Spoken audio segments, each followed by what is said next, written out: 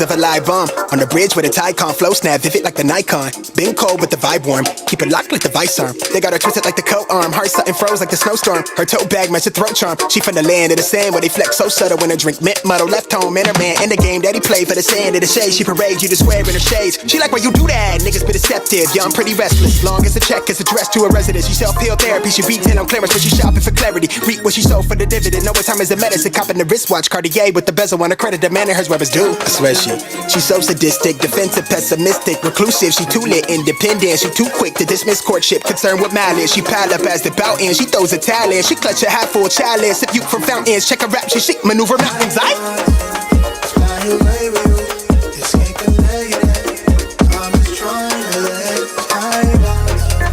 Fly away with you, escape the negative. I'm just trying to let. So girl, come on, let's fly. Girl, come on, let's fly.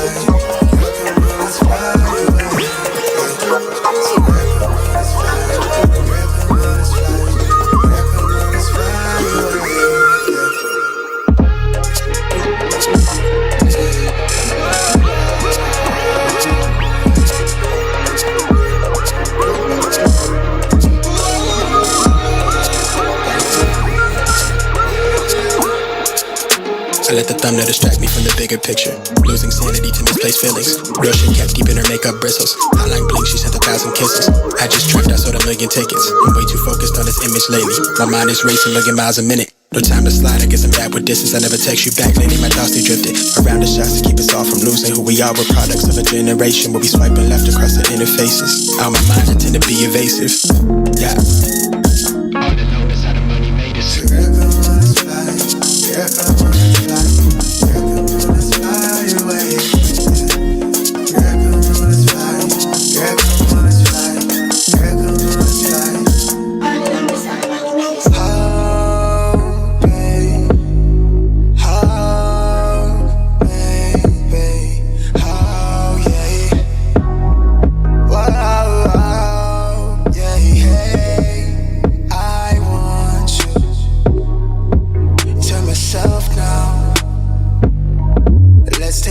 minute, girl. Let's take a minute, girl. Yeah. I want to fly away. Yeah. What do you say? Yeah. What do you say? Yeah. Yeah. What do you say, now, darling? Let's fly away. Let's fly away, now, darling. Let's fly away. What do you say? Let's fly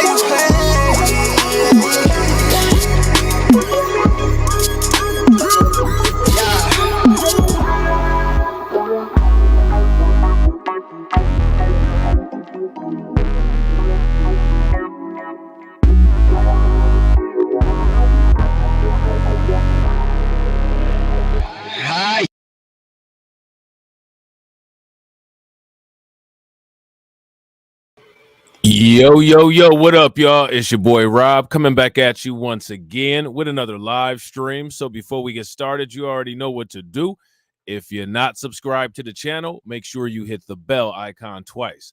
Smash the like button, share this video out to all of your followers, and let's get it cracking. All right. So shout out to everybody who is in the building early.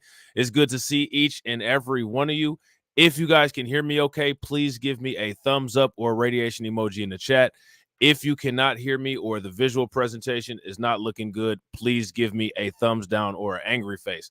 While you guys are doing that, I'm going to shout out everybody who is in the building early, all right? Shout out to my man Betterworth in the building. It's good to see you, bro. Shout out to Carlton Way. Good to see you. And we got my man Lloyd Sky 9 in the house, all right? Shout out to all of y'all. It's good to see y'all, all right? So what we're going to be talking about is a follow-up on that original live stream that I did where the United States exposes its inability to compete. The United States is not the best man for the job, as been exposed lately by all of the unfair competitive practices that the United States is using to attempt to block other competitors out of technological and energy markets. All right. Now, what I find fascinating is that the quote unquote American way, and, it's supposed to be about the best man for the job, AKA, well, it doesn't seem like America is the best man for the job when it comes to carbon emissions reductions. It doesn't seem like America is the best man for the job when it comes to social media. And it definitely doesn't seem like America is the best man for the job when it comes to environmental initiatives or solar panels. Now, these are things that Americans like to throw around, and they like to throw them around at us to act as if we are inadequate or incapable. But as you see, when there's nothing to protect the United States in all of its treacherous ways, the United States is sensitive to the very thing that it attempts to project onto a small segment of its population, and it has to do the same thing to protect itself and its inability to compete. Elon Musk's inability to compete. The United States has to baby these people because they're getting trounced on right now. What we're going to do is we're going to look at an article from The Hill, and then we're going to look at an interview that took place on Fox News, and then we're going to react to a video that's about geopolitical economics that further solidifies this point.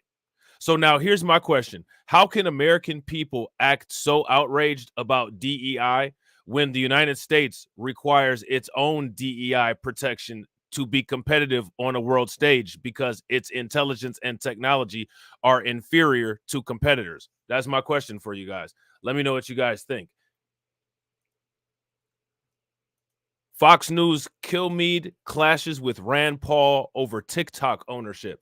Now, I've went back and done a little bit of research on this, and Rand Paul, for the most part, has had the same stance about TikTok for a while now. Let me ask you guys this question. What is Rand Paul's stance on TikTok? Has anybody been paying attention to this thing that long?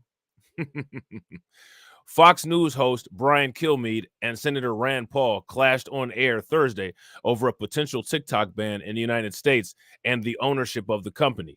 Paul joined Kilmeade on Fox and Friends just after the House passed a bill that could ban TikTok in the United States, handing the Senate the task of deciding whether the controversial legislation will land on President Biden's desk. Now, let's just take a survey and see where we're at in the room. All right.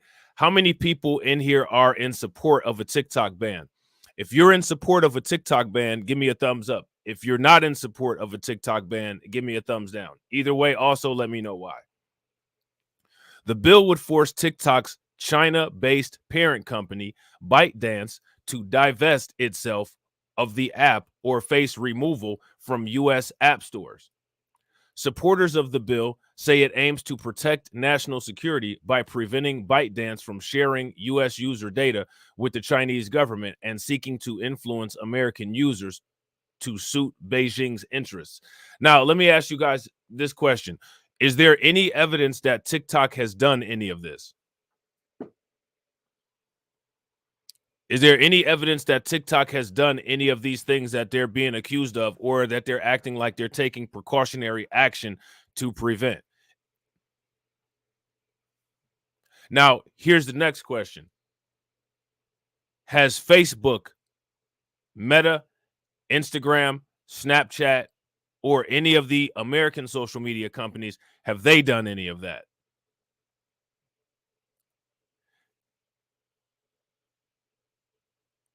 Shout out to T-Cal. T-Cal says, no, not that I'm aware of. Yeah, not that I'm aware of either. If you guys agree with T-Cal, give me a thumbs up. If you guys disagree, then give me a thumbs down. So now here's my question. We like to talk about the consistency, right, of the United States, the consistency of the good old-fashioned US of A, right? I thought the good old-fashioned US of A was all about fairness, evidence, and presentation of evidence in the court. I didn't know that they could take something to court for quote unquote speculation or for quote unquote paranoia. We all know that that's what they do. How do you protect somebody from something that hasn't happened when there's no evidence that it's going to happen or that it is happening? How do you do that? What's the process in which that occurs? So now here it says Kilmeade asked Paul whether countries like Russia, China, North Korea, and Iran should own influential platforms like TikTok. Now, in a free market, isn't everybody supposed to own everything? Anybody supposed to own anything? So I find it interesting that the quote unquote capital of freedom is trying to determine who should own what. Shout out to DC Precise. DC Precise says, I'm guessing Paul said no. He's a libertarian, so he's against any more government rules and power. Shout out to you, DC Precise. Great comment, by the way. And real quick, shout out to everybody that's watching. If you guys haven't smashed the like button yet, please take a moment, smash that like button. Also, if you guys haven't hit the bell, take a moment, hit the bell, and please share the stream to your social media, wherever you're watching from. Kilmeade asked Paul whether countries like Russia, China, North Korea, and Iran should own influential platforms like TikTok. Now, here's my thing. If the United States is as superior as they claim to be, then our security mechanisms should be able to block out any threat from any of these things that they think might occur. Wouldn't you guys agree? Why are we scared? Paul pushed back on Kilmeade's questioning, arguing that in reality, 60% of TikTok is owned by international investors. 20% is owned by the two Chinese software developers who began the business, and the last 20% is owned by the app's employees, 7,000 of whom are American. So it's a very diverse ownership. It's not owned by the Chinese government, Paul said in the interview highlighted by Medialite. He argued that TikTok's leadership doesn't have ties to the Chinese government and that its CEO, Xu Zhiqiu, is Singaporean. So this is an international corporation, and like every other international corporation, they deserve their day in court. You can't just take the property, he said. Now, this is Rand Paul doing a little bit of revisionist history because, as we know, the United States is notorious for, quote unquote, just taking property. Would you guys agree? If you guys agree that the United States is notorious for just taking property and they have a long history of documented instances where they have unlawfully just taken property, then give me a thumbs up. And if you are knowledgeable enough to name some of those, throw them into the chat. Because let's just keep it a buck. That's what the United States does. We're not going to sit here and act like the United States is somehow some type of beacon of fair democracy, because it's not. Paul added that he has issues with the Chinese government and the Saudi authoritarians, but said businesses can't be banned just because they have an unsavory government. Kilmeade and Paul then began talking over one another as the Fox News host insisted that the popular app was owned by the Chinese government. Now, you see this where Kilmeade and Paul began talking over each other and they weren't showing each other any respect and they weren't letting anybody talk. How many times have you guys heard that it's only us that does that? It's only us. If only we could just talk to each other with respect. If only we could just let each other talk. Well, here's an instance of where two of these individuals are going back and forth at each other, not letting each other talk, and literally not very many people highlighting it. Let me ask you guys this question. Why do you think that is? I think it's because everybody does a little bit of revisionist history and a little bit of revisionist present. Everybody does it. And everybody does it in order to try to validate and solidify their talking points, no matter how false or nonsensical that they are. Oh, Carlton, you don't even know, bro. I got a stream coming up about that there'll probably be like about 5 people in because, it's space. But yeah, bro, listen, there's not a lot of people that talk about space and all that around these parts. You know what I'm saying? But when you guys hear this stream, it's going to really open some eyes. You know what I'm saying? All 6 or 7 pair that might, you know what I'm saying, be willing to listen. You know what I'm saying? So now here it says, no, they don't. See, you've told a lie, Brian. Paul said, you can't say on something on TV and just lie about what a company is. Kilmeade called for his producers at Fox News to cut away from the interview immediately. So as we know, this is what Fox does. When things don't go as planned, Fox News pulls the plug. And again, Fox News ain't the only people that are guilty of pulling the plug too. That's the same way as, people mute people, you know what I'm saying? They block them in the chat and stuff like that when, things, ain't going according to plan either. Why do you guys think that is?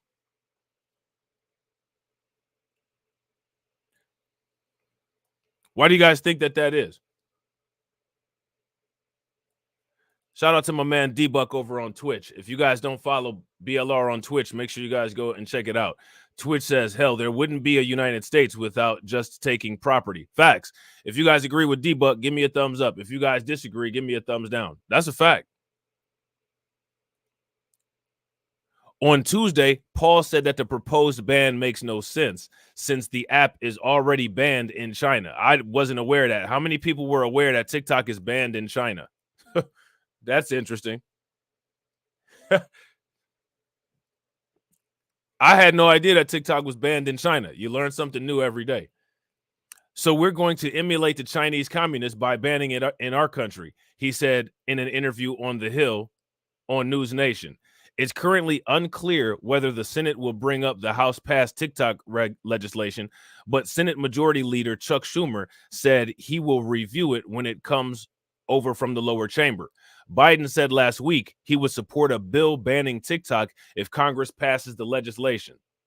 Now, it's interesting how Biden can make a decision on that so quickly, right? But when it comes to other things that need a decision made, well, we need all kinds of studies. Don't you guys think that we should have a study on how it would impact social media and competitiveness before any of these government officials are able to sign off on this? I mean, don't you think that they should be restricted to providing a study with mad citations before they're allowed to act on this? I think that they should.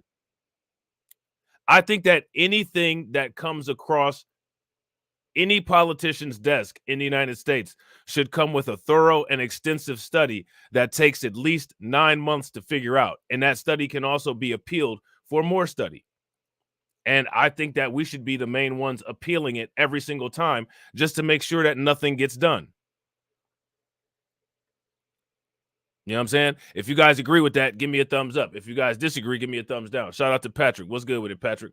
So what we're going to do now is we're going to take a look at the confrontation between Rand Paul and Brian Kilmeade. All right. Rand Paul called Brian Kilmeade a liar. Okay. Forces TikTok's Chinese owner ByteDance to divest from the app or face a nationwide ban. They got 6 months. It now heads to the Senate, where members like our next guest says it raises serious constitutional issues and even emulates the authoritarian nation we're trying to protect ourselves from. Let's bring in Kentucky Senator Rand Paul. Senator Paul, why do you believe that TikTok is not a danger to America? I don't think it's a question of whether the allegations are true. Now, let me ask you guys this question. How many people in the comment section believe that TikTok is a danger to America? If you guys believe that TikTok is a danger to America, give me a thumbs up. If you guys don't, then give me a thumbs down. False. I think when you're alleged of a crime, you have to be convicted of it. So you can't really take someone's property in our country without a conviction. That's in the Fifth Amendment. You have to have due process. Yeah, it might be written down somewhere on the Fifth Amendment, but this kind of thing happens all the time. Land is taken, property is taken, stuff is taken in this country from people all the time historically. And then when people try to get it back, you know, you got the people like Rand Paul that'll sit up there and say, well, how does that affect anybody that's alive today? So, you know, I can't get with this. And I got to agree. I got to agree with T-Cal. T-Cal says it's not a danger. They just want to be in control. They just want it to be controlled by an American. I agree. If you guys agree with T-Cal, give me a thumbs up. If you guys disagree, give me a thumbs down. To take someone's company from them or force them to sell. But even beyond the Fifth Amendment, the First Amendment says that those 180 million Americans who express themselves on the platform have a right as well. There's already been a preliminary decision by a federal district judge in Montana that tried to ban this. There were 2 decisions under Donald Trump when he tried to ban this. They've all been found unconstitutional. And the thing is we can like or dislike TikTok. I've actually never looked at TikTok. But the thing is using it or not using it, whether you own it or not own it, really has to be according to the law, because there's a real danger. For example, Fox News, I don't know, maybe you have some foreign owners. I don't know if everybody's an American citizen. And then what if they say, well, Fox News is giving misinformation on the election? You have a foreign ownership, you have misinformation according to the government, and all of a sudden they say, well, is that's not just a you know, that's not just a makeshift scenario. I think that scenario that Rand Paul just said is actually something that is extremely highly likely and plausible. Would you guys agree? We're going to shut down Fox News, or we're going to shut down Twitter. So the bill isn't just about TikTok. It mentions TikTok by name, which is also a problem because laws are not allowed to target one company, but there's also a danger that it goes beyond that. So I want you to hear with the FBI. So in terms of banning it, I think national security should trump that. And it being that we're finding out that Beijing is designing this algorithm to help divide America over the hot issues that you debate every day in Congress, from race to gender and all these other things, knowing that it's been around since 2016. What is the debate about race? Somebody let me know. Are we debating race? Is race not a real thing now? What is the debate about race? And honestly, when it comes to Congress and the government never debates race. There's never any debate about race. Debates about race take place on social media or in the break room at work. Let me ask you guys this question. Who actually debates race? Who debates race? When it comes to the United States government, you have a bunch of uninformed non-black people that sit around and talk about stuff that didn't have anything to do with them or their families, and they speak it as if it's fact. That's not a debate. That's called diarrhea of the mouth. Who debates race in government? You got AOC making false claims about black people. You got a bunch of white people calling everybody that's not white people of color. Who debates race, and what is there to debate about race? We all know who came up with the concept. We all know who weaponized the concept, and we all know why they weaponized the concept to benefit off of it. What else is there to debate? Yeah, I gotta agree. Big facts. Shout out to Lloyd Sky 9. Strawman gaslighting isn't race debating. You can't be a white coward and be afraid to mention any issues directly dealing with Black Americans and call what you're talking about a debate about race. It's not a debate about race. That's just a bunch. That's just Fox and Friends is what that is. You know what I'm saying? How is that a debate?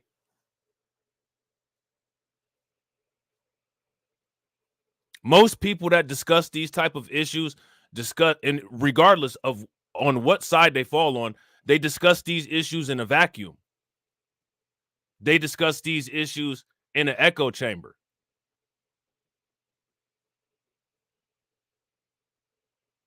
That's the reality.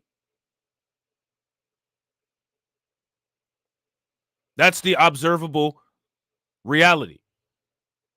Would you guys agree? If you guys agree, give me a thumbs up. If you guys disagree, give me a thumbs down. And it doesn't matter who gets upset about it. Observable reality trumps everything. Gordon Chang came out and says it's like allowing 170 million spy balloons over America. And here's what the FBI director said yesterday. That kind of influence operation, or the different kinds of influence operations you're describing, are extraordinarily difficult to detect, which is part of what makes the national security concerns represented by TikTok so significant. Americans need to ask themselves whether they want to give the Chinese government the ability to control access to their data.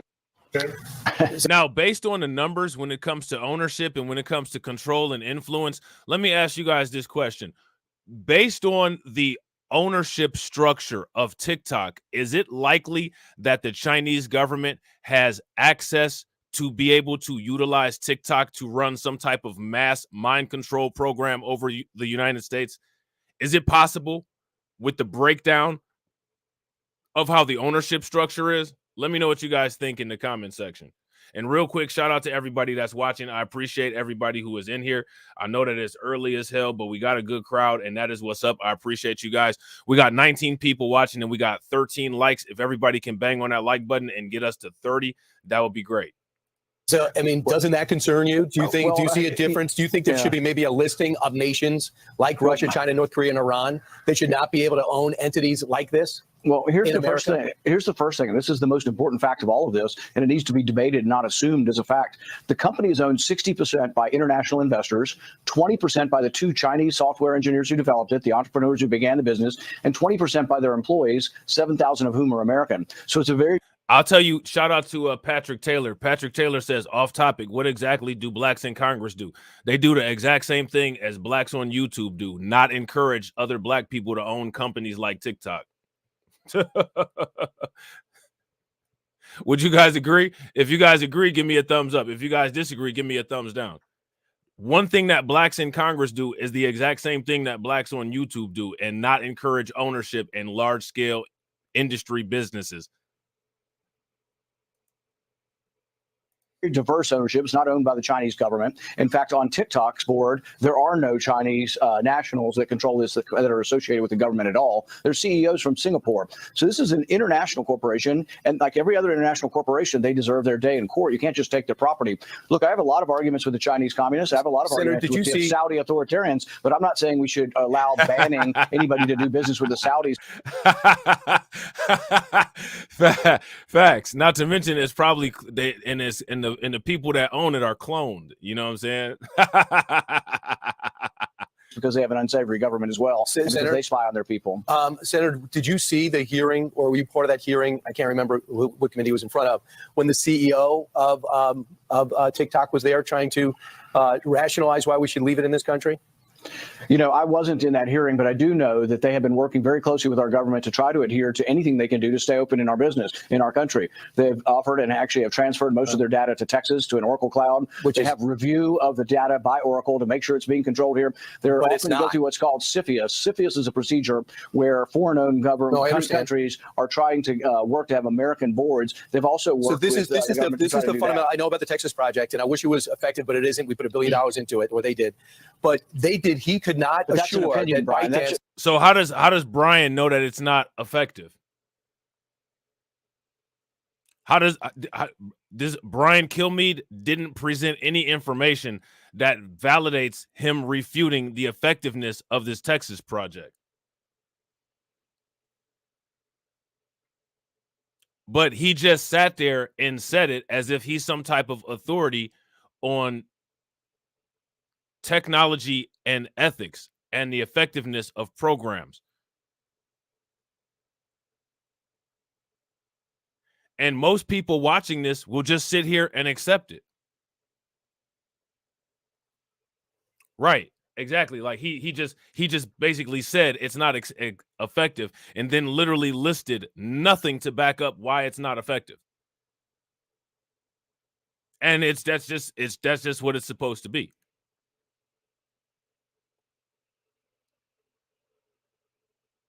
Let me ask you guys this question. How is Brian Kilmeade qualified to declare that the quote unquote Texas project isn't effective?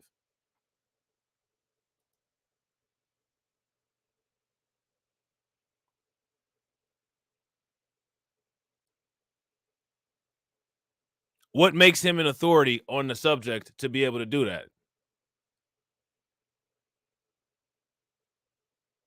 Nothing.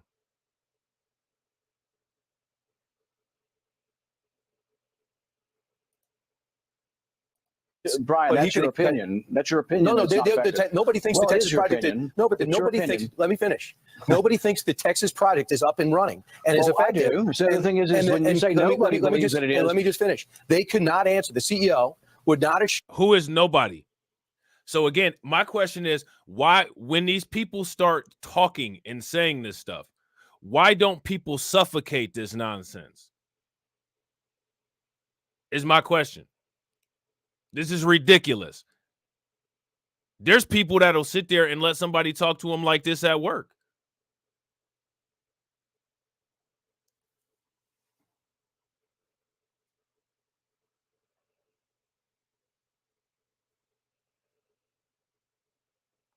Couldn't be me, but I'm just saying.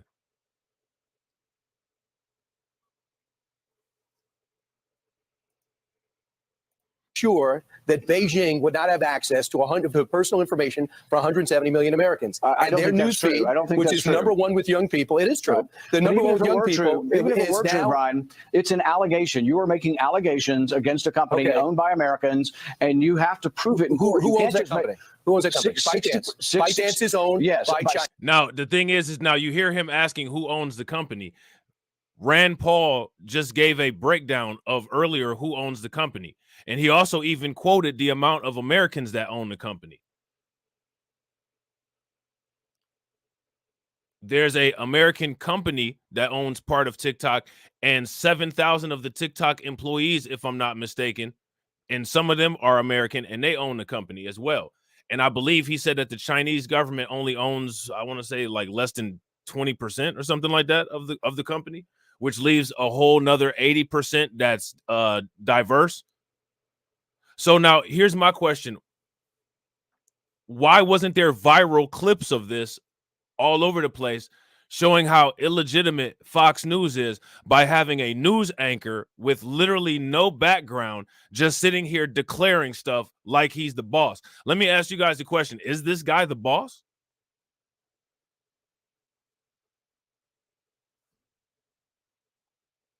You would swear that he's the boss? Is he? Because it's the people who listen to this stuff and the people that allow this stuff, that allow this individual or individuals like this to quote unquote be the boss. If you crawl under a rock and complain about stuff, you may as well just not even complain. And I got to agree with Lloyd Sky 9. Facts. Lloyd Sky 9 says, nope, but that's their complex. And my thing is that the same way that they have that complex, we need to start developing a complex to tear that down. This is nonsense, and it should be pointed out and exploited and ran a million times to destroy the credibility of this nonsense.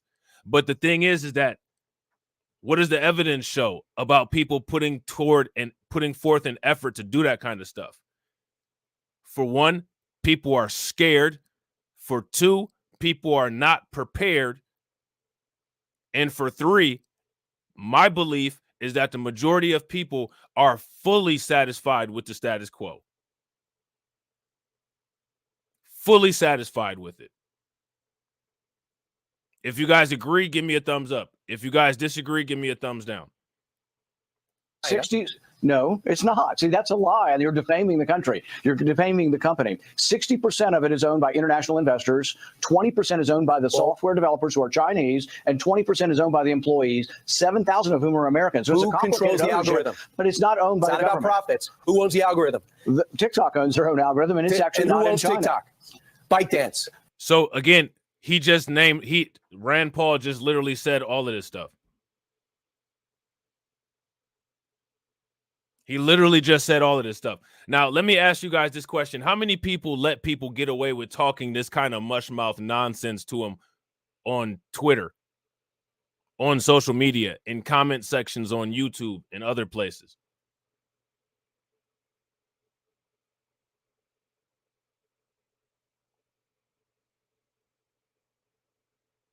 Here's my question. Why? Why would people do that?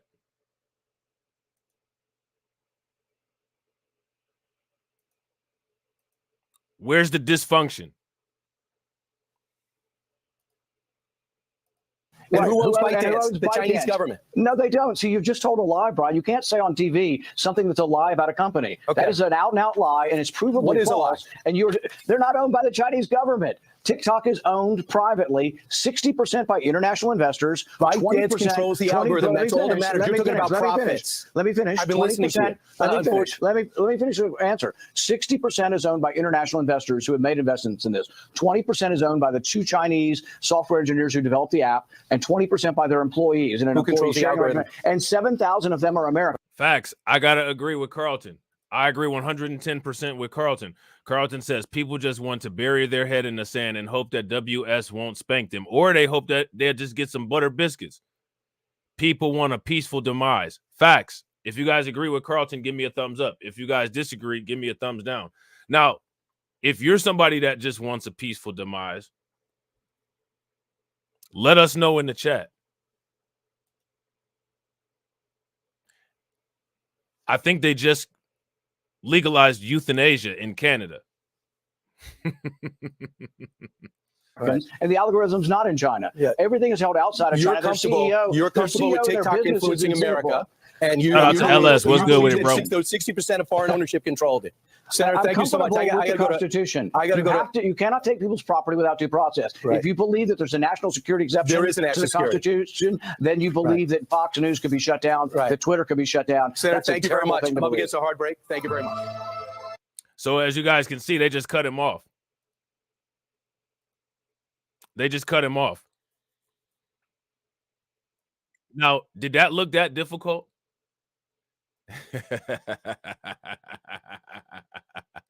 Did that look that difficult? It's not that difficult. It's not that difficult. You know what I'm saying? So now we're going to check out this channel called Geopolitical Economics, and we've looked at stuff on this channel before. This is the channel that I reacted to on the first video that I did about the TikTok ban. Okay. This video gives an excellent breakdown of the real reason why the United States is attacking TikTok. And I want to ask you guys your opinion in the comment section. Why do you think that the United States is attacking TikTok? What's the real reason behind it? Because there's definitely a real reason behind it. But what is it? What's the real reason for the attack? You notice that? Shout out to LS. LS says, we up against a hard break anytime that reel comes out. Yeah, facts. Facts. And honestly, what we saw right there, I mean, all I saw was a spirited debate. I didn't see anything, inappropriate, anything that was out of place. The only thing that was out of place was Brian Kilmeade basically lying. Make it make sense. The US government has for years threatened to ban TikTok, and it's looking like this might actually happen. This March, the House of Representatives voted overwhelmingly to pass legislation called the Protecting Americans from Foreign Adversary Controlled Applications Act. This bill, quote, prohibits distributing, maintaining, or providing internet hosting services for a foreign adversary controlled application, and cites TikTok as an example. Now, let me ask you guys this question. Is TikTok foreign adversary controlled? If TikTok is indeed foreign adversary controlled, give me a thumbs up. If TikTok is not foreign adversary controlled, give me a thumbs down. Now, see, this is what's important that people need to pay very close attention to. When these people talk and they say all of this fancy, elaborate nonsense, literally nothing that they say can be trusted, because all they'll do is just manipulate definitions. We'll manipulate the definition of what a foreign adversary is. We'll manipulate the definition of control. Well, control used to be 51%, but now it's any ownership at all. They'll literally do that all the time. So when it comes to dealing with any of these people, what you have to do is you have to have a citation of an entire timeline. They've changed the definition of gender. They've changed the definition of sex. They've changed the definition of mass shooter. How many words over the last 10 years have they changed the definitions of for their own purposes? So what we got to understand is that that's not something that they're opposed to doing. We've got plenty of citable examples of them doing that. The bill passed with an overwhelming majority, with 352 votes in favor and just 65 votes against. It is now going to go through the Senate, where it is likely going to pass, and US President Joe Biden has said he will sign the bill. Now, I should emphasize that TikTok is not a Chinese company. Facts. Shout out to Carlton. Carlton said they changed the definition of woke. Yeah, if you guys agree they changed the definition of woke, give me a thumbs up. If you guys disagree and you don't think that they changed the definition of woke, give me a thumbs down. Yeah, that's facts. Shout out to Patricia Slade. What's good with it, Patricia?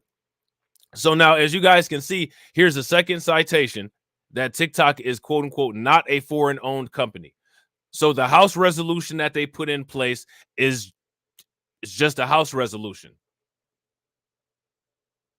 I wouldn't be surprised. I wouldn't be surprised at all, Patrick. Let me ask you guys, and we can find out. Patrick says, bet every black member in Congress voted yes. If you guys agree that they probably did, give me a thumbs up. If you guys think that they didn't, give me a thumbs down. I'm sure that they did. I'm damn near sure that they did. That's because one of the requirements of being black for this Congress system is that you have to demonstrate how soft your backbone is, and you also have to demonstrate how mentally weak you are. If you demonstrate that you have a solid backbone or that you have any form of mental toughness, you're not qualified for the particular job that they're looking for. People got to understand that. And real quick, ladies and gentlemen, shout out to everybody watching. We got 21 people watching and we got 19 likes. We need that 30 likes. So please take a moment, smash that like button if you haven't. Also, if you haven't shared the stream to your social media, take a moment and do that. And also, please make sure that you hit the bell twice and subscribe to the channel if you haven't. Going to pass, and US President Joe Biden has said he will sign the bill. Now, I should emphasize that TikTok is not a Chinese company. TikTok is based in Los Angeles, California, and also Singapore. And the CEO of TikTok is not Chinese, he's Singaporean, And he pointed out many times when he was grilled in the US Senate by Republicans like Tom Cotton, who tried to portray him as an agent of the Communist Party of China. What the US Now, if they're attempting to, now let's just look at the anti-AAPI community sentiments that the United States is using in their persecution of TikTok that American white people and American Asians are silent on. If you're a Singaporean individual and the United States government, for political purposes, is attempting to associate you with the Chinese Communist Party, isn't that a form of AAPI hate, a form of AAPI bias? If that's a form of AAPI hate and a form of AAPI bias, give me a thumbs up. If it's not, then give me a thumbs down.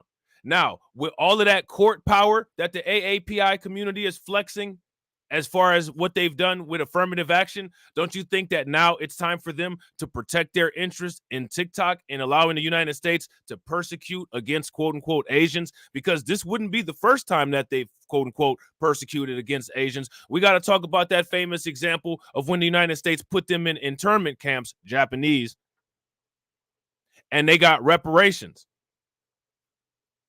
So we're going to allow this now. We're going to allow the United States government, the main government that's on a crusade to quote unquote stop AAPI hate, to associate a Singaporean man with the Chinese communist government. Is that normal? Is that a double standard? That's about as much of a double standard as the United States saying, let's pick the best guy for a job, and then we're going to turn around and try to use legislation to block out TikTok because we can't compete.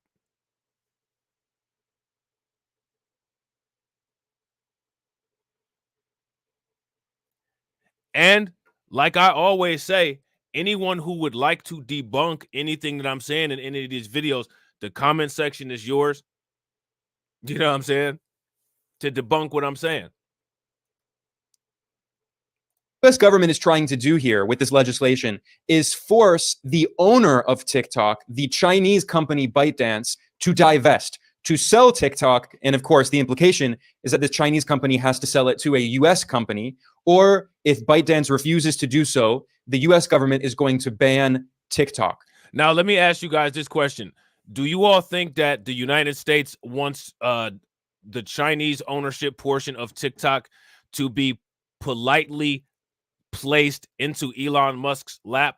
Let me ask you guys this, and see, shout out to my man AB Promotions. You know, there's massive amounts of people that are scrolling past this video or scrolling past this on Twitter, and they wipe the sweat off of their head and say, whew, I don't have to watch this because this isn't a black issue.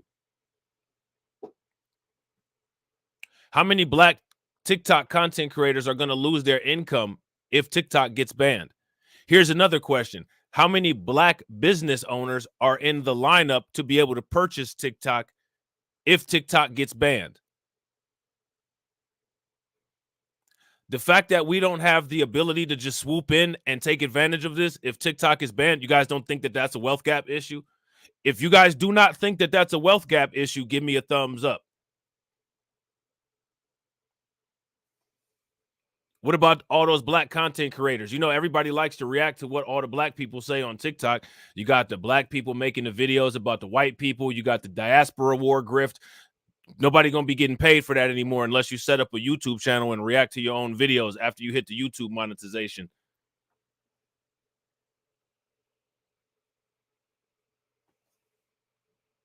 Yeah, I mean,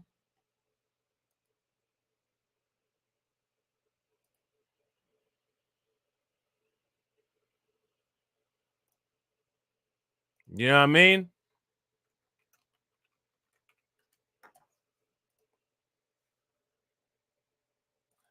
And facts. Now, shout out to Carlton Wade. Carlton Wade said Tyler Perry can, but they won't even sell him BET. Facts. So now let me ask you guys this.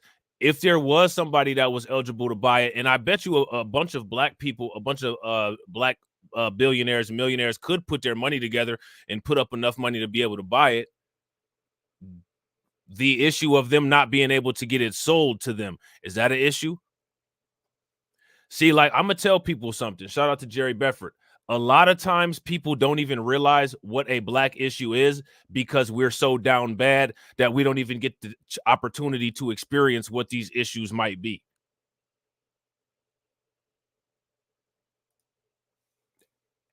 And people don't address that. And people use escapism to act like that's not a problem. There's a big problem. One problem is that most people are not in the running to be able to buy TikTok. The second problem is we don't know what type of roadblock we would run into if we were trying to buy TikTok. The fact that we have not run into those kind of problems is a problem.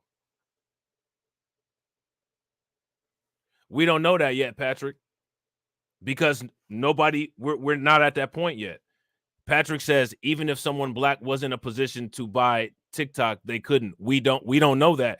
If we don't have anybody that's in that position that's ever tried to do it and hasn't been able to, we can't just say something on speculation. We can't sit up here and criticize them for doing that and then we turn around and do the same thing. We have to do it and then get denied and then turn around and say that.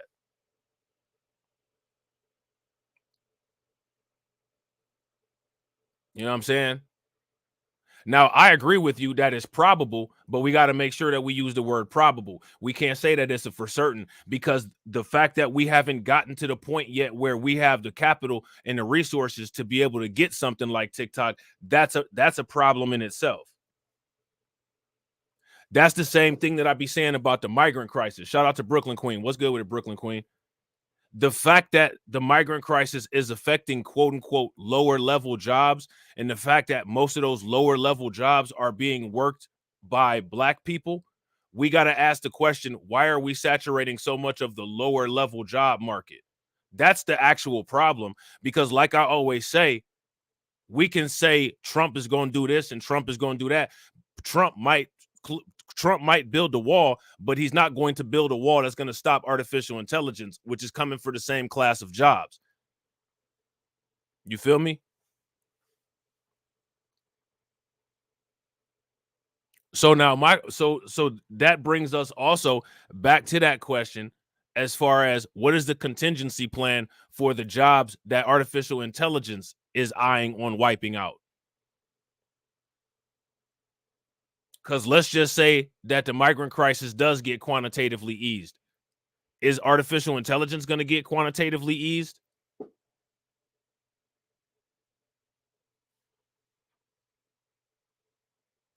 And my thing is, I think that people should really start looking at this kind of stuff and asking these kind of questions. You know what I'm saying? Patrick says, because we are locked out of higher tier job market. I don't know if I necessarily agree with that or believe that.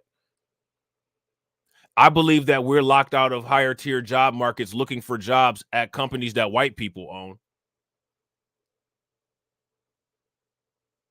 But now here goes my question. How many people do you know attempt to secure in-demand credentials to be able to have quote unquote higher tier jobs? That's my question for you guys. Shout out to my man Torian Rain. What's good with it, bro? Torian said, I think it's based on what we've seen in the past, such as purchasing a sports team or network. And I agree with that. And that's what I was saying to Patrick too. Look at the Tyler Perry bid, and that's the one that we talked about too. He put in a bid to buy BET and had the capital to do it, but they did something shady. Facts. Now here's the thing, right? We got to establish a whole bunch, a whole line of doing things like that. And then we got to start showing how that's a problem. Now, all these government and all them talking about all these studies, we need to start studying that. When people do have a large amount of free capital to try to make a enterprise level investment, and then they get blocked out. Torian said, and then gave some random entity later on, like I predicted they would do. Yeah, facts. The thing is that we know that they'll do that shit, right? But we got to be able to document it and then start fighting that shit back. And one of the reasons why we got to start documenting it and fighting that shit back is because we got to have our own ways of being able to lock out and block them out too. Let me ask you guys this question. How many people were outraged about Tyler Perry and the way that they blocked him out of being able to buy BET?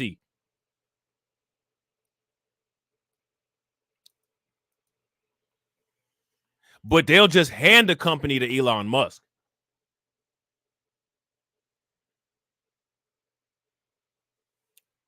They'll just hand a company to Elon Musk, and then literally everybody will ignore the fact that the company got handed to Elon Musk and turn around and just repeat that he's just such a hard worker, while he's actually driving all of the companies that he has into the ground financially.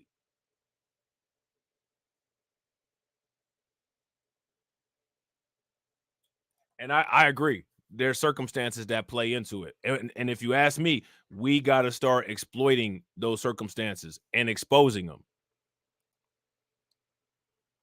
And also finding ways around them.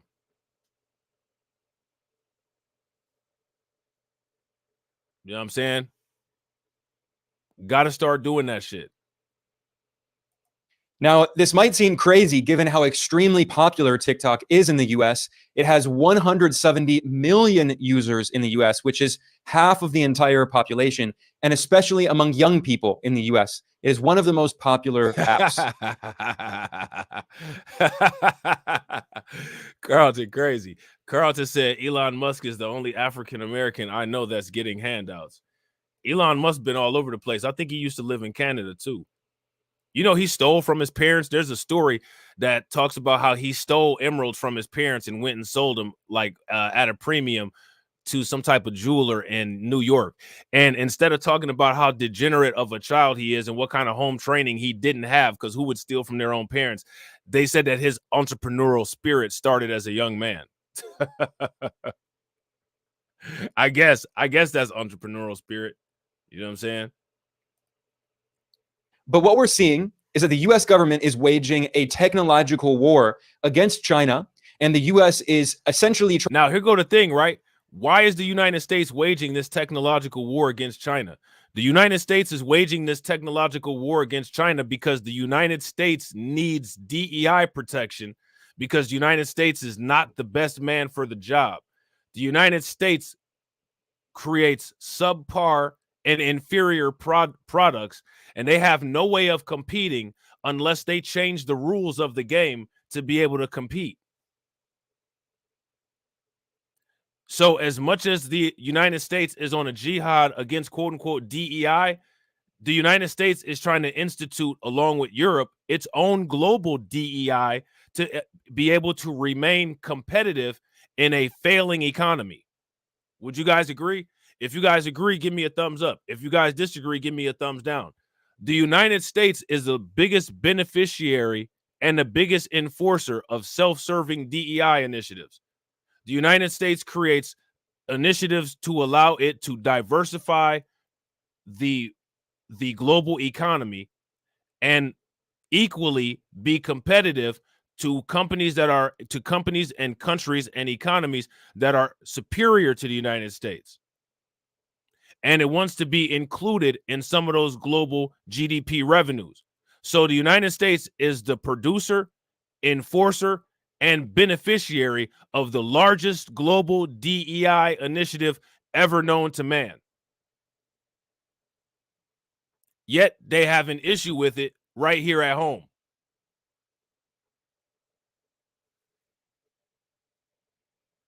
Somebody make that make sense. And here's my question. Why is this not a wider conversation? Why is the growing American exposure of inferiority not a larger conversation? Because it's very obvious if you look on a global scale that the United States is becoming blatantly inferior to other markets. So why is that not a topic of big discussion? Shout out to Patrick. Patrick says the U.S. is behind. This country spent decades being greedy and allowing corporations to run amok for profit while China built tech in better cities. Yeah, and improved their processes. Let me ask you guys a question. Who is the major beneficiaries of American greed?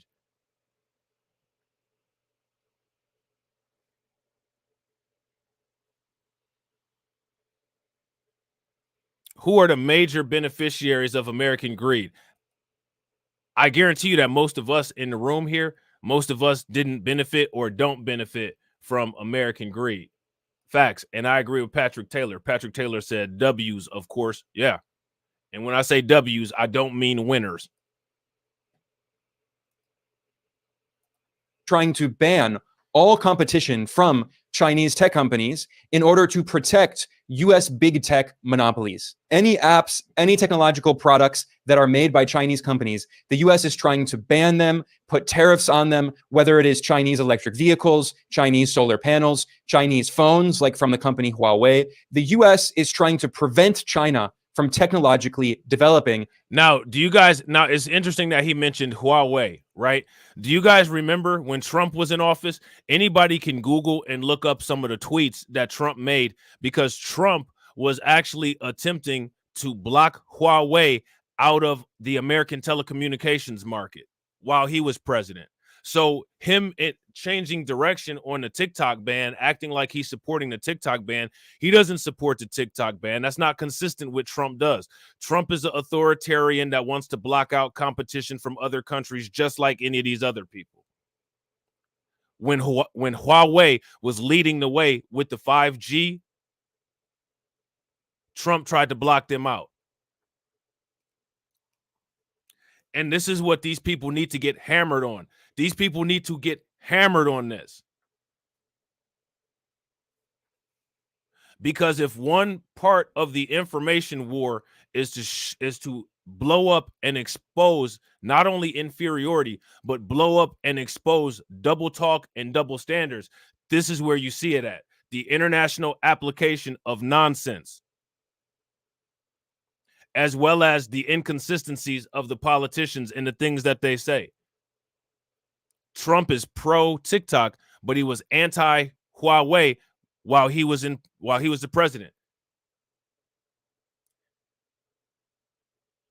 Somebody make it make sense. And real quick, shout out to everybody that's watching. I appreciate y'all being in here. We got 33 people watching and we got 27 likes. If everybody can bang on the like button and get us to 50, that'd be great. And TikTok is only one part of this larger technological war. The U.S. Commerce Secretary, Gina Raimondo, made this clear as day back in 2000. So now, again, we got to look at this headline because this is consistent with what we talked about in the last TikTok ban video. Do you guys see who the United States automatically decides to work with? Now, let me ask you guys this question. Why is that? U.S. needs to work with Europe to slow China's innovation rate. Interesting. Interesting choice of partner. What inspires this partnership? You don't think it would be the United States immigration history that inspires this partnership, do you? Where does 70% of the United States immigrate from?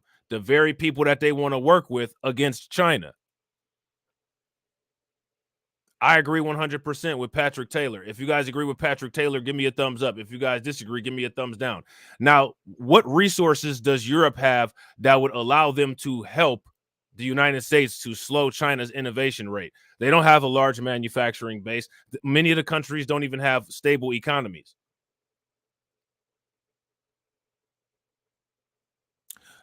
These are the very countries that Trump is complaining about don't pay their NATO tax. But it's interesting, though, the U.S. needs to just, as soon as the U.S. needs to do something, we got to call Europe. Why is that?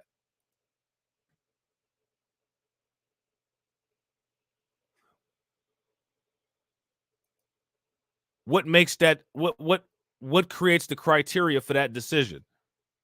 That's what we got to do.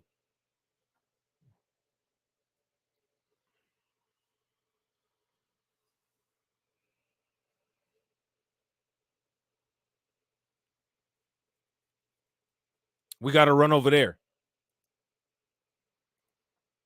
21, she stated, quote, "If we really want to slow down China's rate of innovation, we need to work with Europe, calling to prevent China from technologically innovating." The U.S. Commerce Secretary has since now, if the United States is superior, and if the United States is the best man for the job, if the United States is the best guy for the job, if the United States doesn't need global DEI to remain competitive with superior competitors, why do they need to make an active effort to stifle Chinese innovation? Why can't the United States just out-innovate China if they're superior, if they're the high IQ people?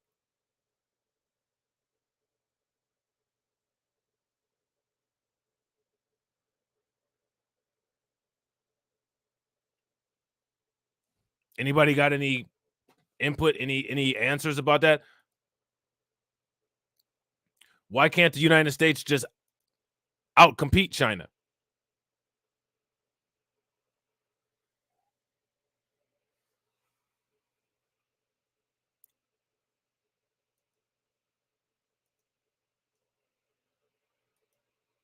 If you listen to American propaganda, they'll just tell you that, we can just easily outcompete. Shout out to Torian. Torian says because they may be in bed with them. They might be. Carlton said the high IQ people are having a rough time. They're having a rough time. They're having a rough time out here.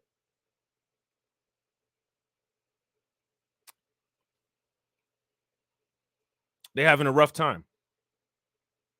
Why are they having a rough time? What America is doing globally, what the United States and Europe is doing globally, it sounds real woke to me. It sounds real woke. You got these people that aren't qualified, that think that they should run the global economy.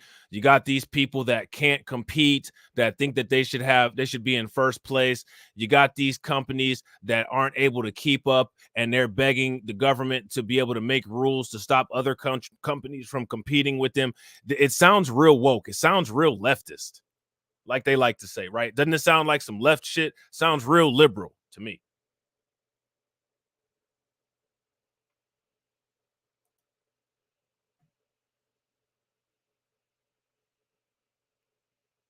So now when we talk about America going woke and we talk about the woke agenda, how come we never talk about the American global woke agenda? The inability of America and Europe to compete globally, so they have to change the rules to be able to stay in the ring with superior competitors. Shout out to Torian. Torian said, let them tell it, it ain't. Well, thank goodness that over here, you know what I'm saying, we reciprocate. They're not interested in listening to anything that we have to say, so we definitely ain't interested in listening to anything that they got to say. So we'll never listen to them tell it unless we're just roasting the shit out of them on a video. You know what I'm saying? They're not getting a chance to tell anything unless, they decide to try to pull up or something. You know what I'm saying?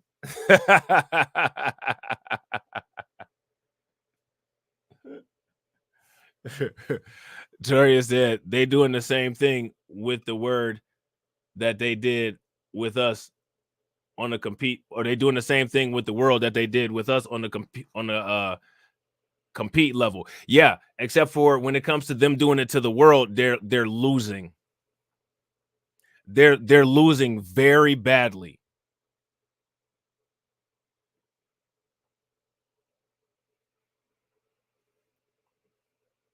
And the fact that they're losing very badly is actually putting all of us in a very bad situation by proxy.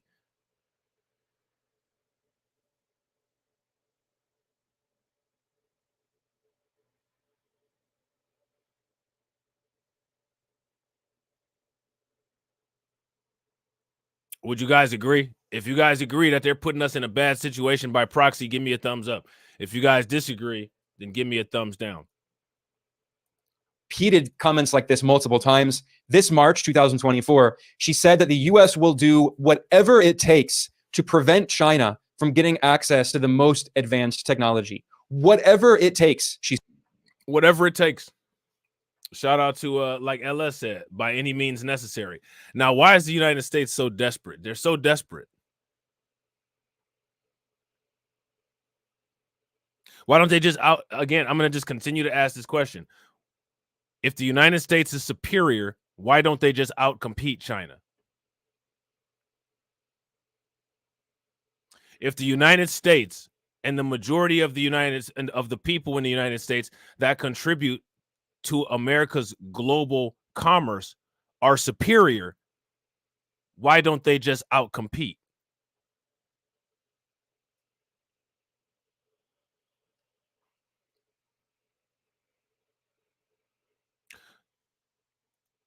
So now the reason why I show these kind of streams is because one thing that I get sick of when I watch particular kind of content is just people acting like just these people are just completely just invincible. There's so many examples out there that they're nowhere near invincible. It makes me question why people would want to stay in an echo chamber of reinforcing such a nonsensical idea to themselves.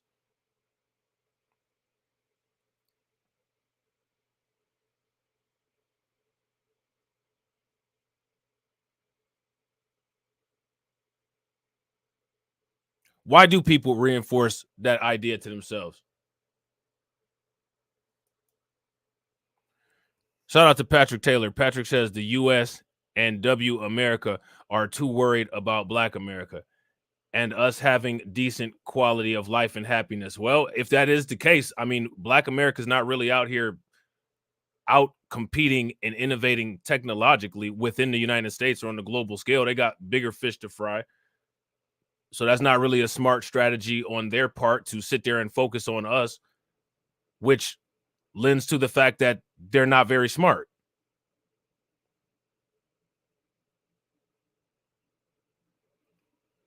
Which for some reason, it seems like only China and Russia at times are exploiting.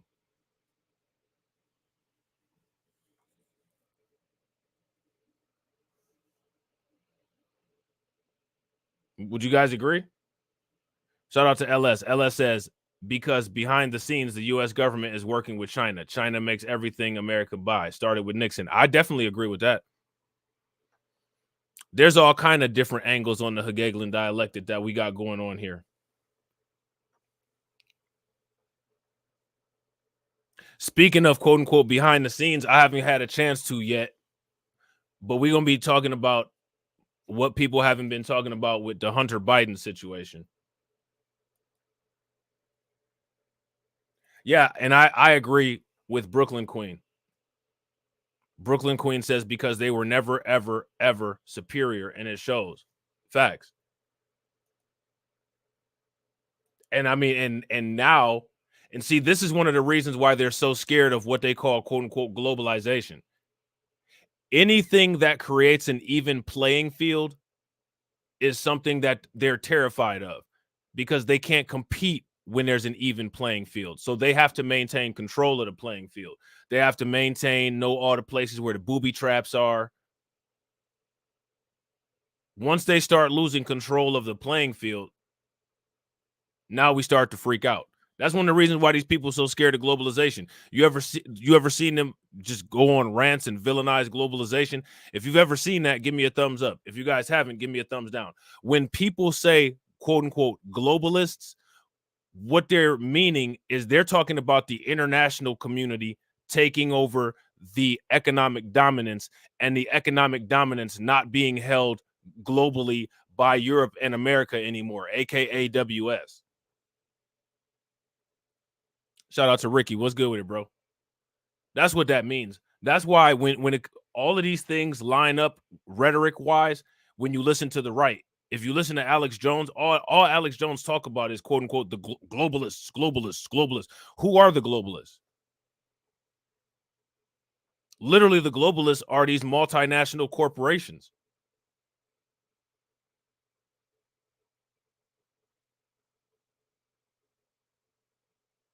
If the United States and the majority of people who call themselves American are superior, globalization, solar systemization, galaxyization, and universalization shouldn't matter because you're quote unquote superior.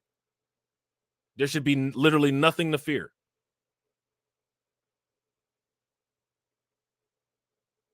Clearly, that's not the case.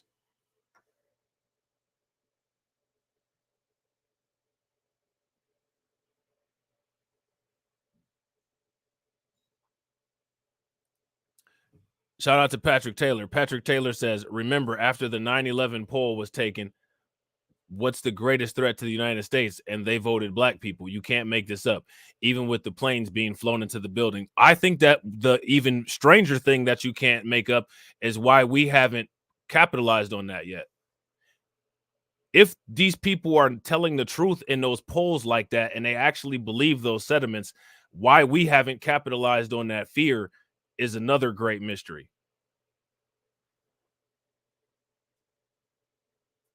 Shout out to DSA. What's good with it, bro? If you guys agree, give me a thumbs up. If you guys disagree, give me a thumbs down. If you know that people are scared of you, why are you not taking a fear tax? He said. And in a press conference, she referred to China as the greatest threat the U.S. has ever faced. It's not a coincidence that also in March. Now, I want you guys to explain this to me. This individual here, this woman, says that China is the greatest threat that the United States has ever faced. What she's actually saying when she says that, shout out to Michael R. What's good with it, bro?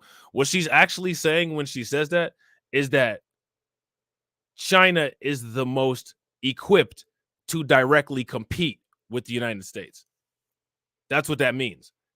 See, the United States believes that everybody else should be in a crippled state and that nobody should be able to directly compete. But anytime anybody gets their weight up, anytime anybody gets their muscles up, anytime anybody gets their resources up, and you become a threat, even if you haven't moved on the United States, because the culture is overwhelmingly them W people, the culture moves the same way as they do. So if you happen to be capable of defending yourself, somehow that makes you the threat, even if you haven't moved on them people yet. Your existence, you reproducing, you breathing, you drinking water, and not being 100% under their control makes you a threat, because they believe in the ultimate control doctrine. When they say we have freedom, freedom means control of everybody else.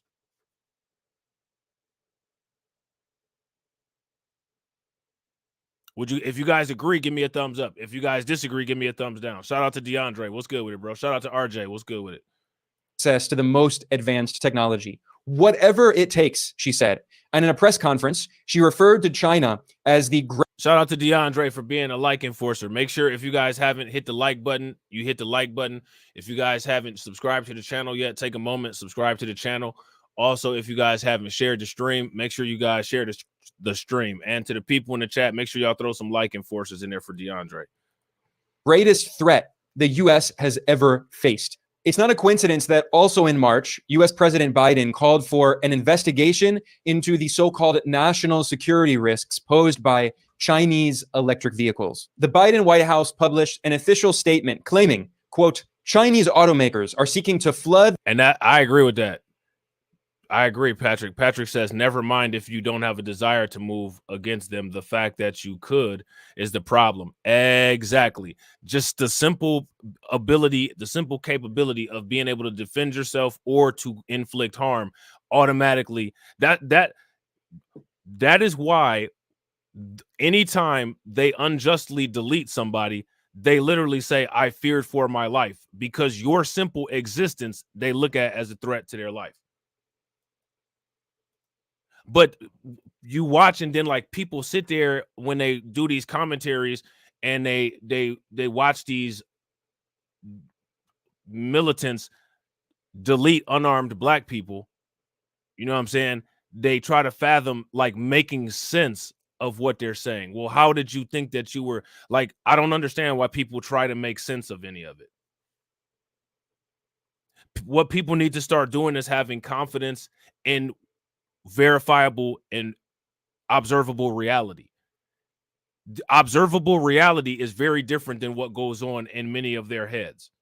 So you will never be able to rationalize what goes on in their head. So stop trying to do that. Only cite observable reality. That's why I don't understand why people try to explain. Like I don't get it. What's the point? What's the point? Has anybody ever tried to explain to an animal why they shouldn't just stop any random location and take a shit? You could do that 1,000,000 times, and guess what? It's going to just keep doing it. I don't understand why people try to explain anything.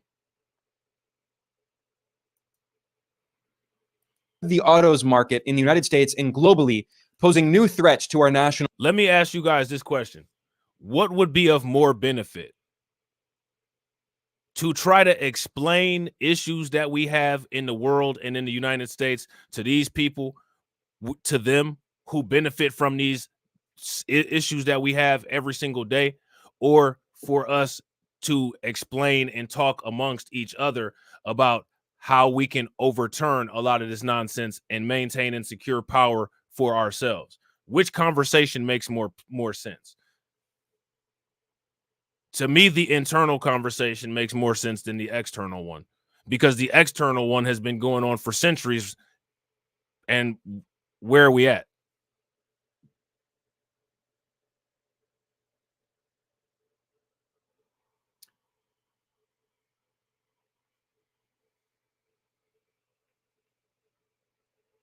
Now, and shout out to Ricky, right? Everybody always sits there and says, well, you know, we didn't own slaves, or how does slavery affect anybody that's alive today? But if they take that tariff money that they get from China, right, they could tax imports that China has or foreign countries has, and they could pay reparations straight up through tariff money, which wouldn't come from U.S. taxpayers if they wanted to.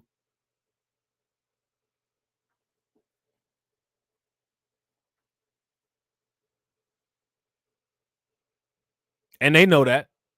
The United States Treasury knows that. The United States Treasury and the United States Central Bank are run by economists who know how all these different financial models work. They just choose to be funny. So I think that it's time for us to start exercising our right and our choice to choose to be funny. Because you know how it is when we start being funny, when we start roasting, we always got the best jokes and everybody going to be laughing at you.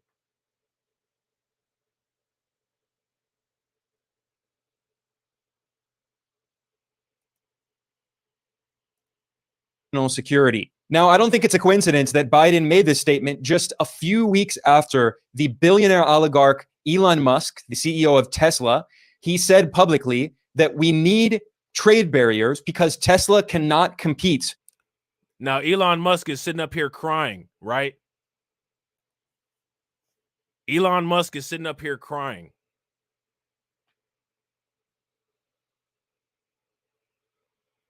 Now, you know, Elon Musk just recently fired Don Lemon in unentertaining news that for some reason people were so interested in. You know what I'm saying? But I think that this is more interesting because this actually shows the double talk, inferiority, and hypocrisy of Elon Musk. He's crying to a government that didn't raise him to protect him from big bad China. I thought he was big bad Tesla. I thought he was big bad X. I thought he was big bad SpaceX. He better do some of that pump and dump scam that he does with Dogecoin, raise up a little bit of money.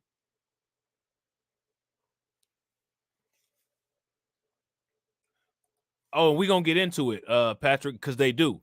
Shout out to Patrick. Patrick says, I've seen some of those Chinese electronic vehicles, and they look better and probably perform better than Tesla. Facts.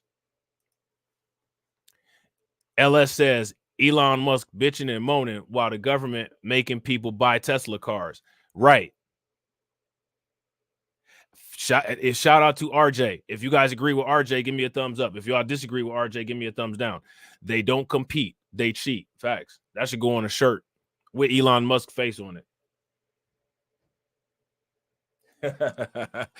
Hey, China electronic vehicles, they out there playing that song Kill the Boy. Them Chinese electronic vehicles going rat-a-tat-tat. Kill the boy.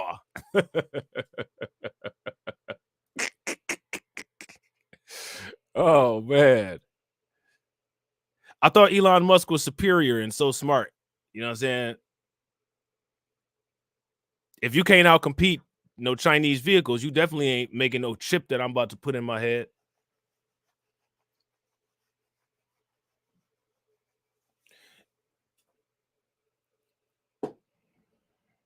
I can't trust you on the road. You think I'm gonna trust you with my brain?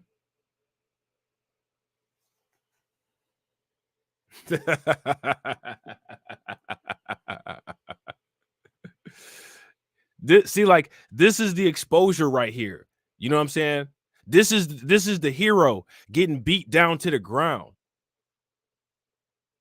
asking somebody, please help me get up off this ground. Nobody about to help you get up off the ground. Published an official statement claiming, quote, Chinese automakers are seeking to flood the autos market in the United States and globally, posing new threats to our national security. Now, I don't think it's a coincidence that Biden made this. Right. See, and that's what he goes into. That's what he goes into, Patrick. Facts. Patrick says, how the hell are you going to say China is going to flood the market with their EVs? Isn't that capitalism? Capitalism is only capitalism for the select people to benefit from capitalism that are already predetermined. Would you guys agree? If you guys agree, give me a thumbs up. If you guys disagree, give me a thumbs down. RJ said, sheep in your head shuts down the snow. Facts. And that's true too. Shout out to LS. LS says, blank electric cars. China and Musk are stealing natural resources from Africa for their electric car industry. Yeah, I agree. And see, the thing is that here go my thing, right? Like, I get it. But at the same time, I don't really know what Africa is doing on a wide scale to stop the extortion of resources from going on over there. You know what I'm saying? I don't know. You know what I mean? In one instance, you hear like they stopped selling cocoa beans to Switzerland, and then like in the next instance, you hear in the Congo they just found 30 tons of gold, and somehow magically China has possession of it. I mean, like, my thing is like, I don't think that it's our responsibility to even have any kind of opinion on how they choose to live their destiny.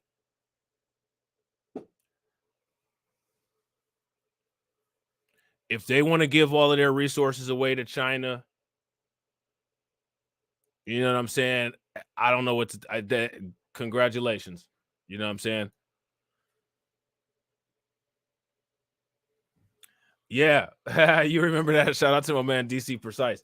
DC Precise says, you just showed the video last time of Muskie laughing at China's EVs 5 years ago. How quickly things change, man. Y'all remember that first song on Ready to Die? Things done changed. Remember back in the days when Elon had ways? He thought making EVs was gonna pay.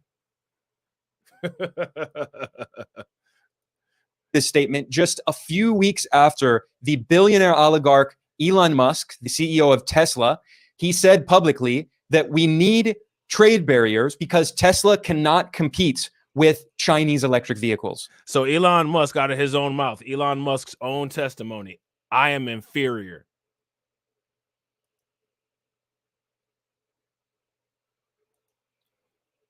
We have firsthand testimony out of Elon Musk's own mouth. I am inferior. I cannot create production processes or products that are superior to what are being offered by my competitors.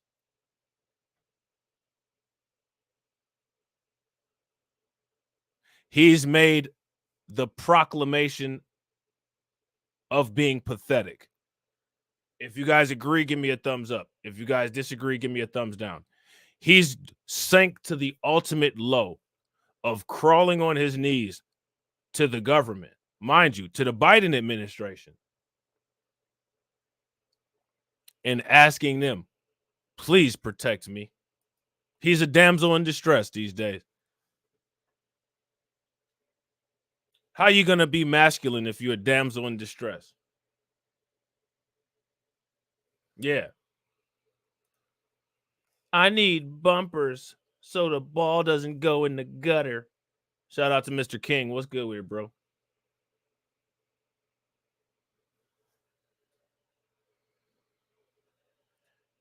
Elon Musk isn't even American, and he's one of America's heroes. Look at him getting battered.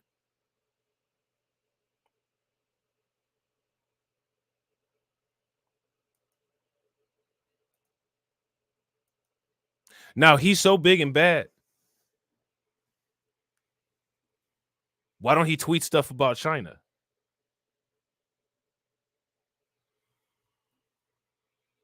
China whooping his ass worse than Don Lemon or anybody else. Why don't he make any tweets about China? Elon Musk was big triggered when homeboy in South Africa was going around singing "Kill the Boers." China's actually killing your industry. Killing your industry. So much to the point that you go into the government to get first aid. And now my question is, does anybody say anything to debunk what I'm saying?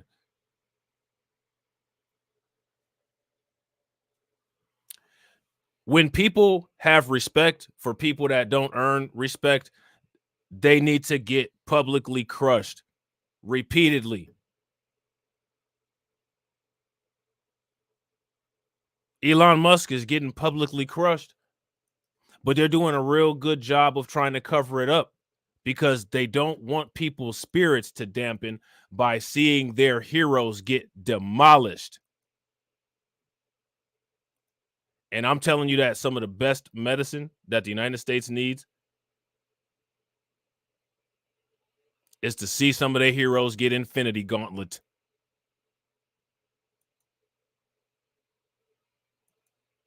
It may not help everybody, but I know some people it'll help.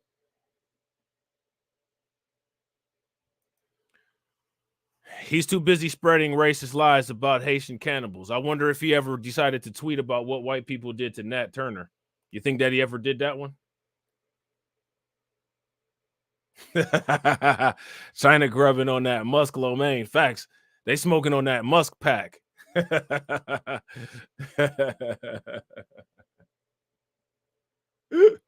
Shout out to Lloyd Scott 9. Lloyd Scott 9 said Tesla vehicles were frozen solid this winter.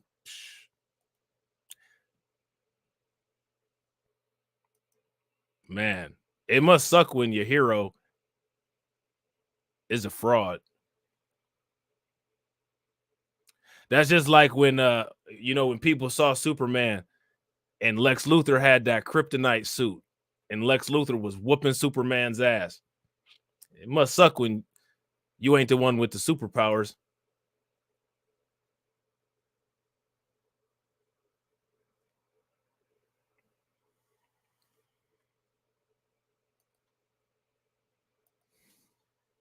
I'm reading a quote here from Elon Musk.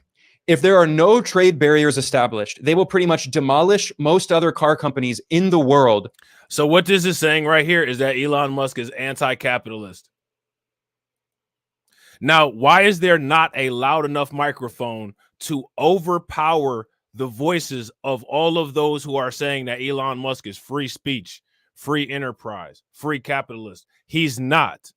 Clearly, he's not free speech. He got big triggered by, Don Lemon's weird ass. He wants to restrict what China's able to do on an economic scale.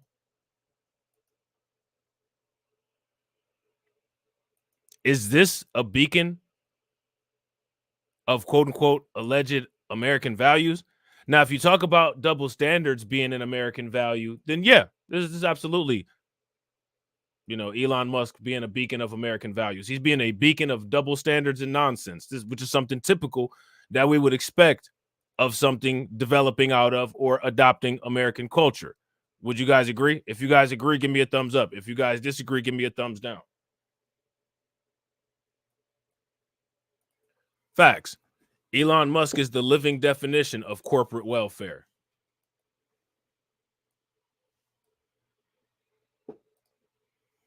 Shout out to Brooklyn Queen. Brooklyn Queen says that MF part right there. Those tweets and comments are straight delusional. like we're not watching the same interview. Facts.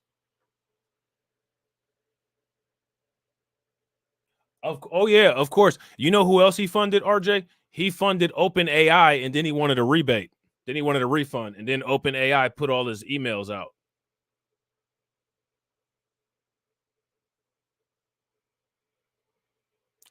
What now? Isn't it double talk, right? How are you a hero, right? Because these people claim to be that they're against the quote unquote elites and all of that.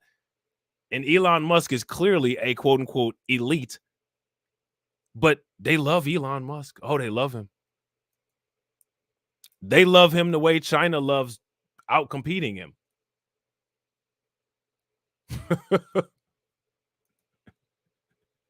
You know what I'm saying?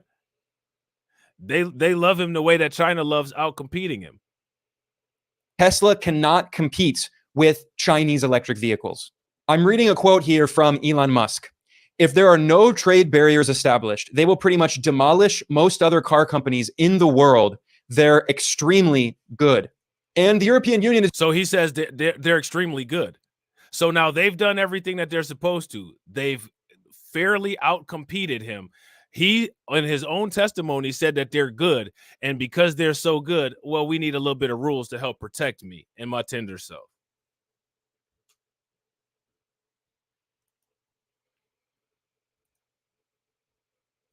I don't understand how America can embrace Elon Musk. I mean, actually, I can, because America is the home of the double standards. But when you have somebody that is that weak, when you have somebody that is that fearful of competition, blatantly against the alleged American values, it's wild to me. I gotta agree. How many people agree that Elon Musk just needs to pull himself up by the bootstraps when it comes to his competition against China? If you guys think that Elon Musk needs to just pull himself up by the bootstraps and compete, then give me a thumbs up. If you guys don't, and you guys think that, you know, Elon Musk should have some diaper changing support, then give me a thumbs down.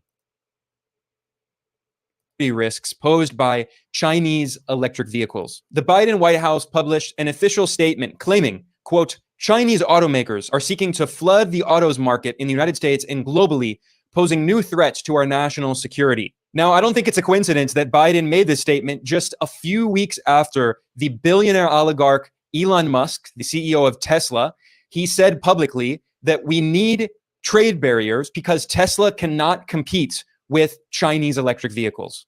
I'm reading a quote here from Elon Musk. If there are no trade barriers established, they will pretty much demolish most other car companies in the world. They're extremely good. And the European Union is doing exactly the same thing.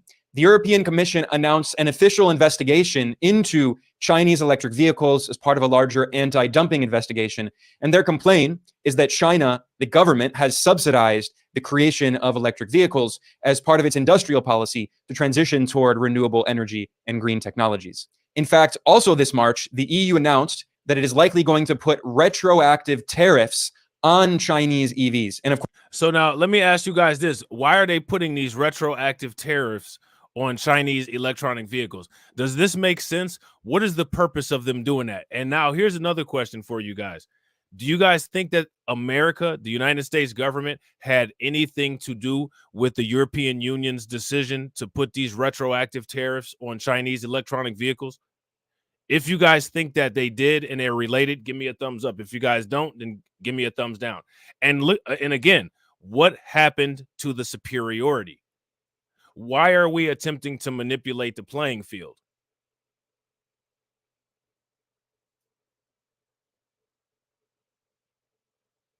See, this is the ultimate exposure right here. But you don't see these people going off all day long about this on Twitter.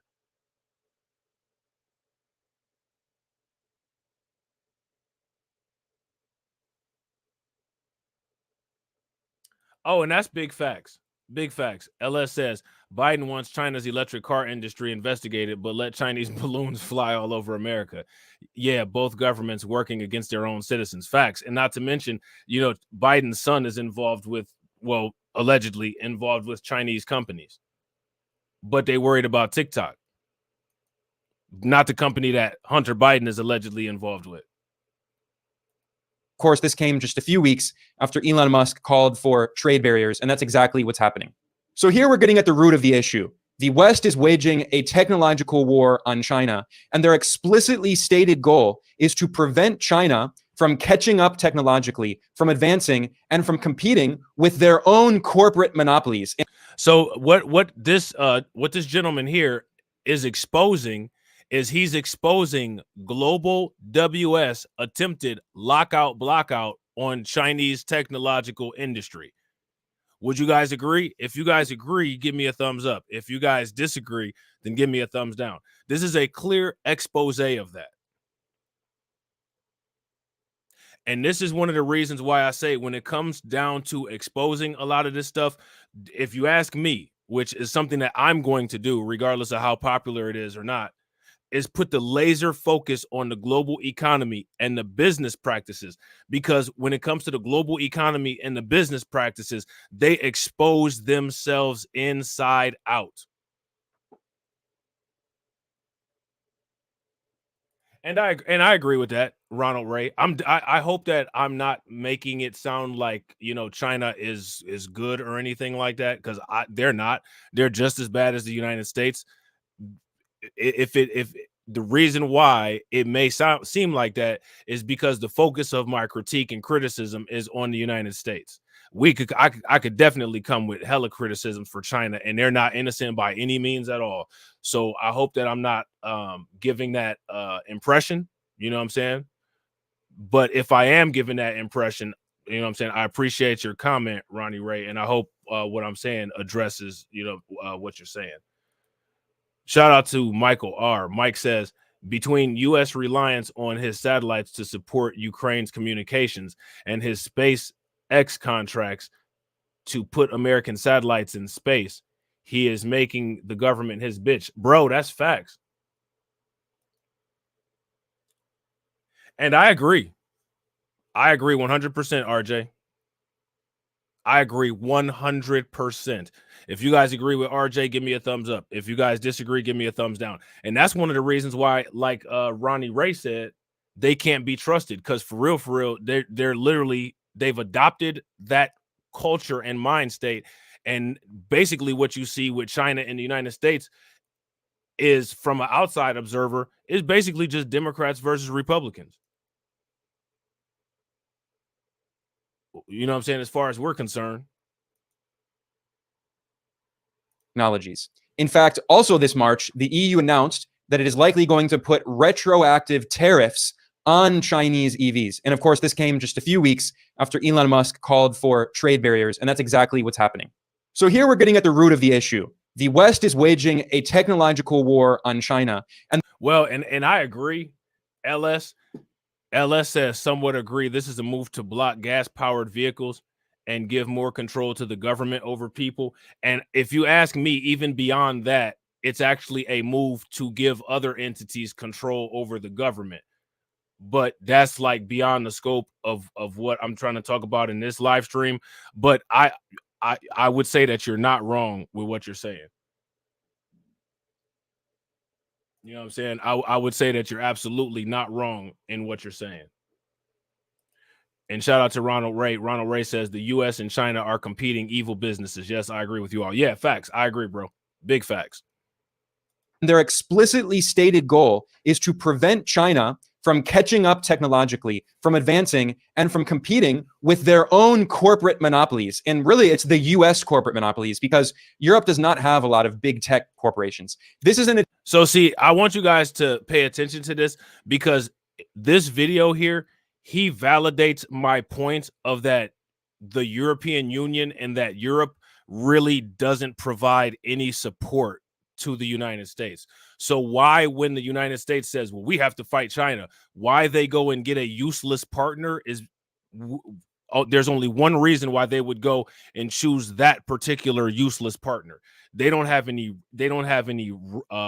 natural resources. They don't have a manufacturing base. They literally have nothing that they can contribute to the United States war on China, other than possibly just hitting them with sanctions at the same time and possibly UN votes. So then we have to ask the question, why is America's choice Europe?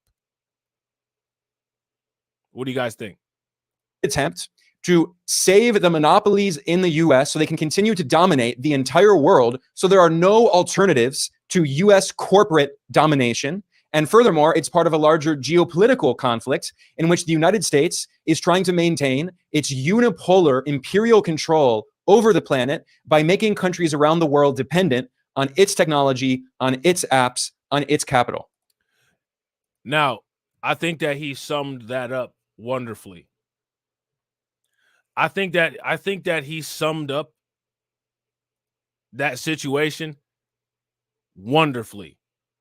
If you guys agree with what he just said, give me a thumbs up. If you guys disagree with what he said, then give me a thumbs down. And real quick, shout out to everybody that's watching. I appreciate each and every one of you guys for being here. If you all have not smashed that like button yet, we got 31 people watching and we got 40 likes. If you guys can smash that like button and get us to 70, that would be great. Also, if you guys haven't shared the stream to your social media, please take a moment, share the stream to your social media. And also, if you're not subscribed, hit that bell icon twice. Save the monopolies in the US so they can continue to dominate the entire world, so there are no alternatives to US corporate domination. And furthermore, it's part of a larger geopolitical conflict in which the United States is trying to maintain its unipolar imperial control over the planet by making countries around the world dependent on its technology. So now what he just said, right? Everything that he just listed right there. Would you all say that that is equivalent to one sector of white supremacy? If you guys would say that it's equivalent to one sector of white supremacy, then give me a thumbs up. So now to everybody, all the black conservatives, all the white conservatives, everybody who says that WS doesn't exist, my question is, how do you debunk what he just said? How do you debunk what he just said if WS doesn't exist? Where's Officer Tatum? Where's Greg Foreman? Where's Candace Owens? Where's Gothics? Where's any of these people to sit here and say what this individual just said is not true? A lot of big tech corporations. This is an attempt to save the monopolies in the US so they can continue to dominate the entire world, so there are no alternatives to US corporate domination. And furthermore, it's part of a larger geopolitical conflict in which the United States is trying to maintain its unipolar imperial control over the planet by making countries around the world dependent on its technology, on its apps, on its capital. Now, everything that he just listed, is that competitive with capitalism? Is what he just listed competitive with quote unquote free trade? Is what he just listed compatible with any of the quote unquote tenets of quote unquote free American society?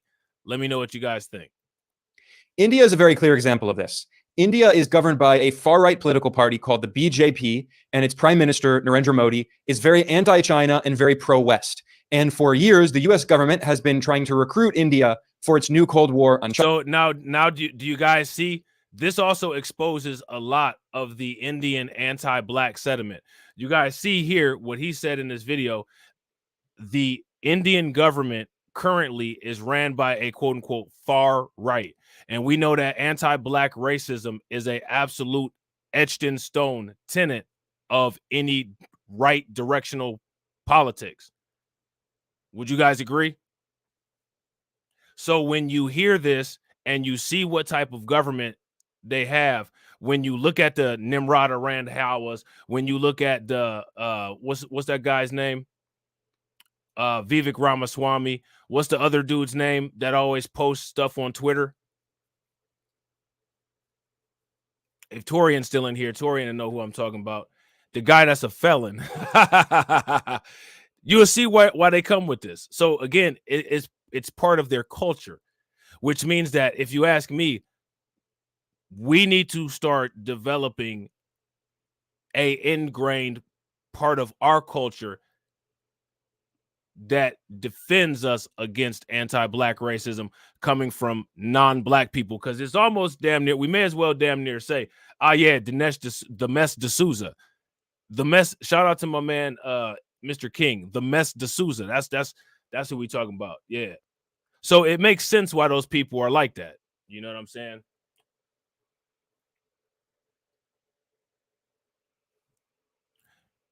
So it's almost fair. And honestly, if you ask me, we don't really need to be concerned about what's fair or not, because nobody's ever been concerned with fairness for us. We could go out on a limb and just say all non-black cultures are anti-black, and we need to move in the world accordingly. And and honestly, if you ask me, I think that the way that the world has tried to put us into a bucket of people of color, we need to actually put the rest of the world into a bucket and call them either just blanket anti-blacks, which would make up a population of all non-black people, or there's only two groups of people on the planet, black people and non-black people, and they get lumped into their own genetic soup bowl too. I don't think that people should be playing nice.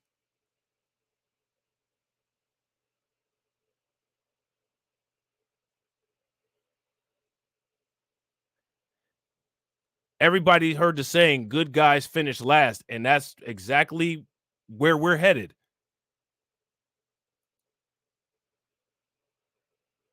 You know what I'm saying? Dependent on its technology, on its apps, on its capital. India is a very clear example of this. India is governed by a far-right political party called the BJP, and its prime minister, Narendra Modi, is very anti-China and very pro-West. And for years, the US government has been trying to recruit India for its new cold. Think about this. Like, how are you an Asian country and you're pro-West? What kind of sense does that even make?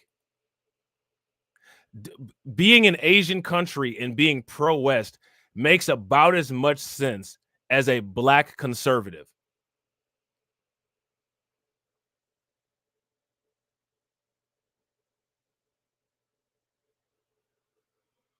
Would you guys make sense if you're an Asian pro-West country makes about as much sense as a black conservative? Make it make sense. Cold War on China, going back to the Barack Obama administration. Donald Trump did it as well, and Biden has continued working closely with India to try to contain China economically and politically. India has joined the Quadrilateral Security Dialogue, the Quad, which is an anti-China military. So now I want you guys to pay very close attention. You guys see where they're talking about quote unquote containment. If you guys ever notice, when I'm talking about, like, you know, not global issues, but when I'm talking about, you know, more domestic issues that deal with us, I always talk about how they try to quote unquote contain us.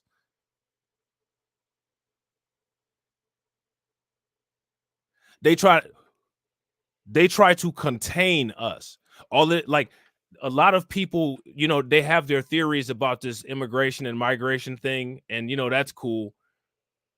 Me personally, I don't think that there's as much of a quote unquote replacement as an actual containment effort. Containment and replacement are two completely different things.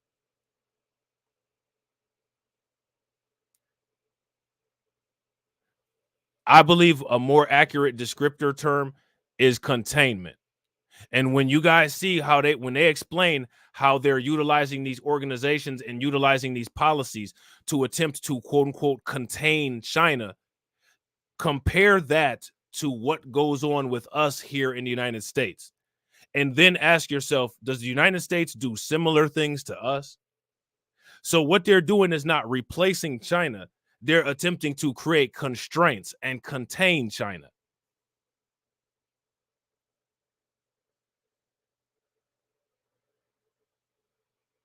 So let's check this out. Continue to dominate the entire world, so there are no alternatives to US corporate domination. And furthermore, it's part of a larger geopolitical conflict in which the United States is trying to maintain its unipolar imperial control over the planet by making countries around the world dependent on its technology, on its apps, on its capital. India is a very clear example of this. India is governed by a far-right political party called the BJP, and its prime minister, Narendra Modi, is very anti-China and very pro-West. And for years, the US government has been trying to recruit India for its new Cold War on China, going back to the Barack Obama administration. Donald Trump did it as well, and Biden has continued working closely with India to try to contain China economically and politically.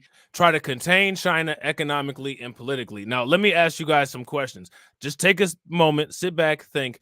What does the United States do to attempt to try to contain Black Americans economically and politically? You guys be able to spam the comment section with so much stuff, because literally ever since, even before the United States existed, that's literally what they've been doing.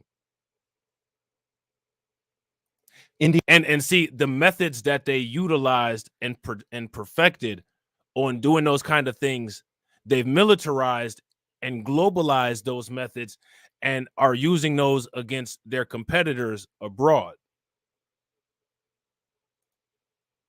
India has joined the Quadrilateral Security Dialogue, the Quad, which is an anti-China military bloc. And back in 2020, India banned 59 major Chinese apps, including TikTok.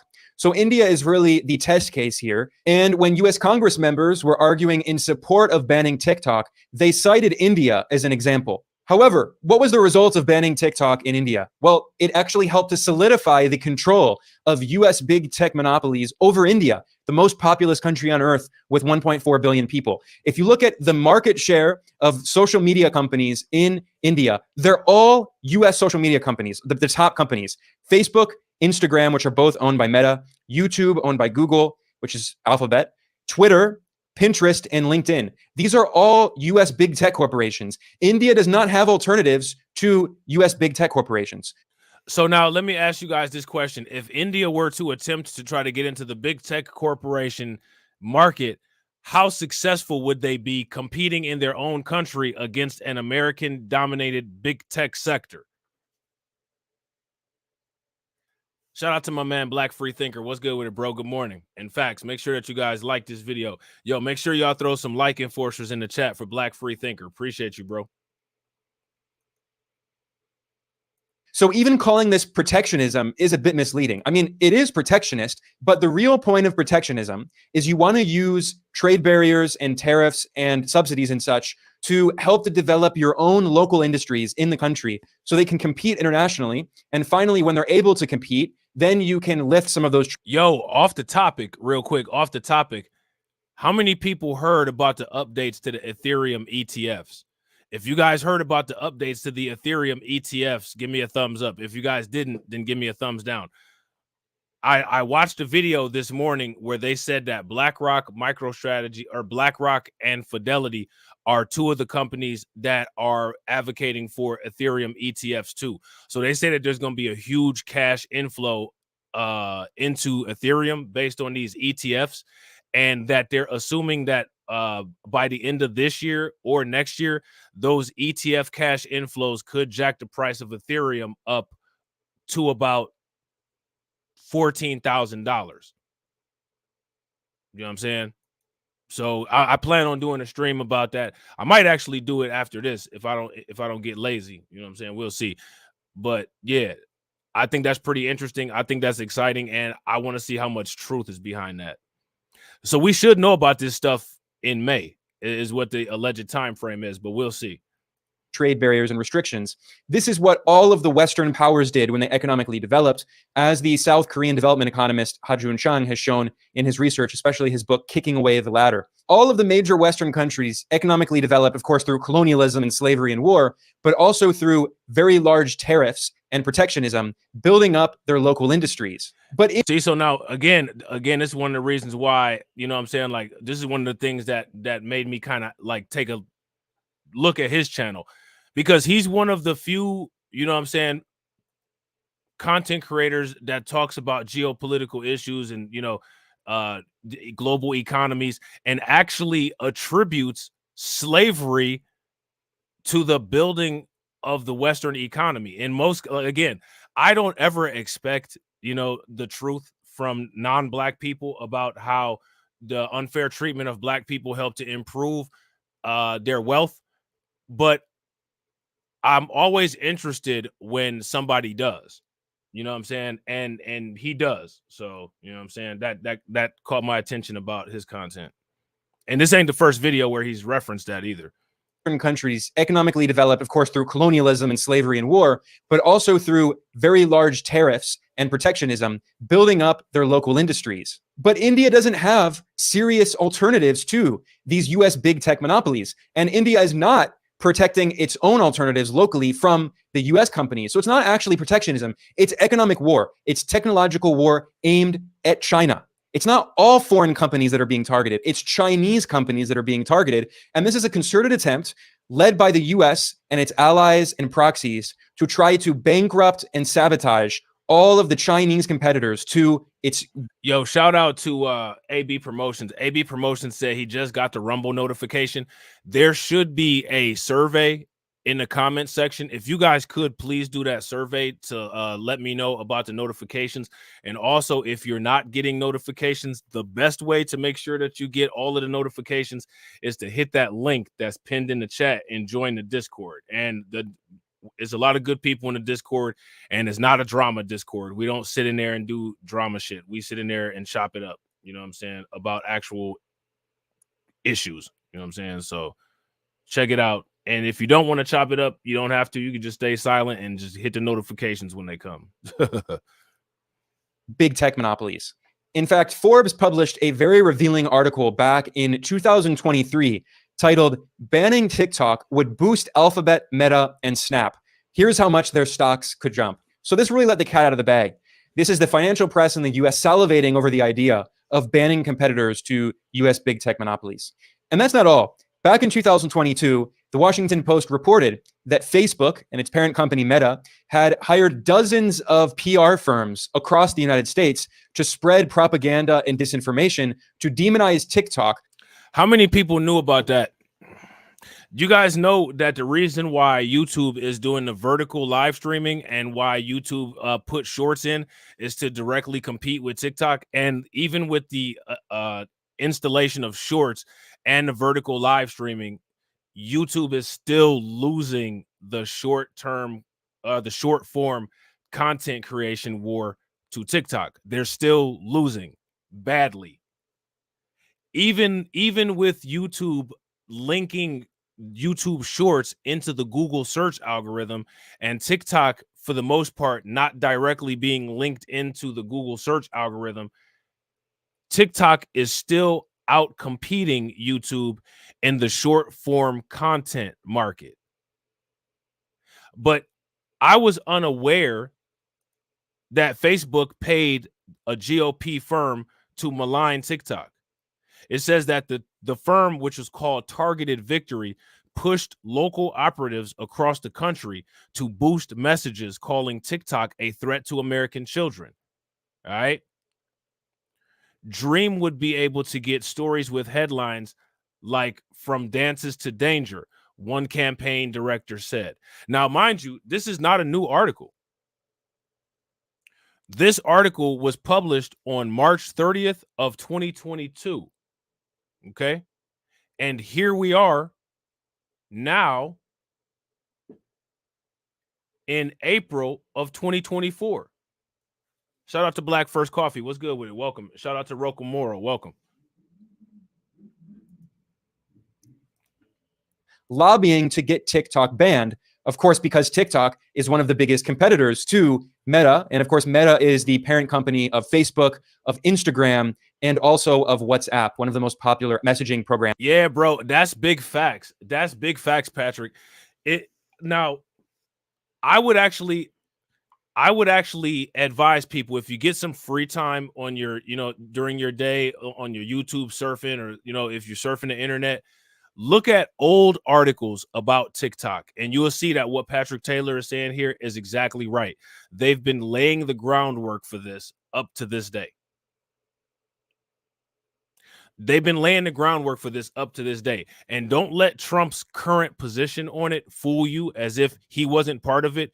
He was actually one of the people that was leading the charge against TikTok for the banning. Okay. He was one of the people leading the charge for TikTok. Against TikTok for the banning. And real quick, shout out to everybody that's watching. Again, I appreciate you guys. If you haven't smashed that like button yet, please take a moment, smash the like button. Also, if you guys have not hit the bell, please take a moment and hit the bell. We got 43 people watching and we got 50 likes. If we could get the likes to 80, that'd be wonderful. In the entire world. And of course, Meta's CEO is the billionaire oligarch Mark Zuckerberg. And Meta has many contracts, billions of dollars of contracts with different U.S. government. Well, check this out, right? Shout out to Tikal. Tikal says, and this is a good question, and I think that everybody should throw in their input on this question. Tikal says, Rob, I have a question for you. If most TikTok users are 18 through 34, do you think it would influence voters if Biden agrees to ban it? Now, here's my thing. It could. Right? I don't know what effect that would have on voters. However, if that group of voters definitively decided to vote against Biden because of his signing of a TikTok ban, that would actually be adding gasoline to a fire, because that group of voters is one of the group of voters that Democrats are already losing control over. The younger group of voters is somebody who the Democrats have already lost control over. So if Biden were to sign a TikTok ban, and if that group of people has a majority of people who are upset with that TikTok ban, that's just pouring gasoline on an already blazing fire that the Democrats don't have any control over as it is. So as far as it influencing voters, I don't know if it would or wouldn't, but I think that that's a very volatile group of voters. And I think that that issue is something that could be of an influence. And I don't know if I was Joe Biden, if I'd really be playing around with that right now. But apparently he is. You know what I'm saying? You know what I'm saying? Agencies. And what's particularly funny is that Facebook hired a political firm that is closely linked to the Republican Party, and they use conservative messaging to portray TikTok as a so-called Chinese communist threat, and also to portray TikTok as a threat to children in the US. Now, it's often forgotten, but back when Trump was president in 2020, he pledged that he was going to ban TikTok. Back in August 2020, Donald Trump signed. See, so now here we go again, because first we had to talk about Elon Musk's hypocrisy. Now we got to talk about Trump going back on his word. Trump flip-flop on it. Trump will flip-flop on anything to get you on his side. You know what I'm saying? He'll tell black people that we built the country, and then behind your back turn around and try to get black history taken out of schools and do what he can to attack the 1619 Project. All while telling you, yeah, y'all built the country, but just so you know, when I go over here, I'm about to talk to a bunch of people that want to get rid of your history because it makes them look and feel bad. Same thing with TikTok. While I was president, you know what I'm saying, I wanted to get rid of it. But now that there's a big group of people that I might be able to get as a marginal group of voters on my side, sure, I'm going to act like I'm all about TikTok. None of these people stand on anything. You know what I'm saying?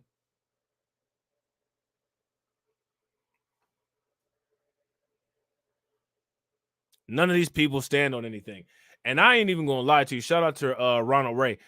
TikTok had their issues as far as getting exposed for like some anti-black stuff. But I got to agree. It does seem like black people on TikTok are doing much better than black people on YouTube. You know what I'm saying? It does seem like black people on TikTok are doing much better than black people on YouTube. Like the blatant amount of nonsense that YouTube does to black content creators is crazy. It's crazy.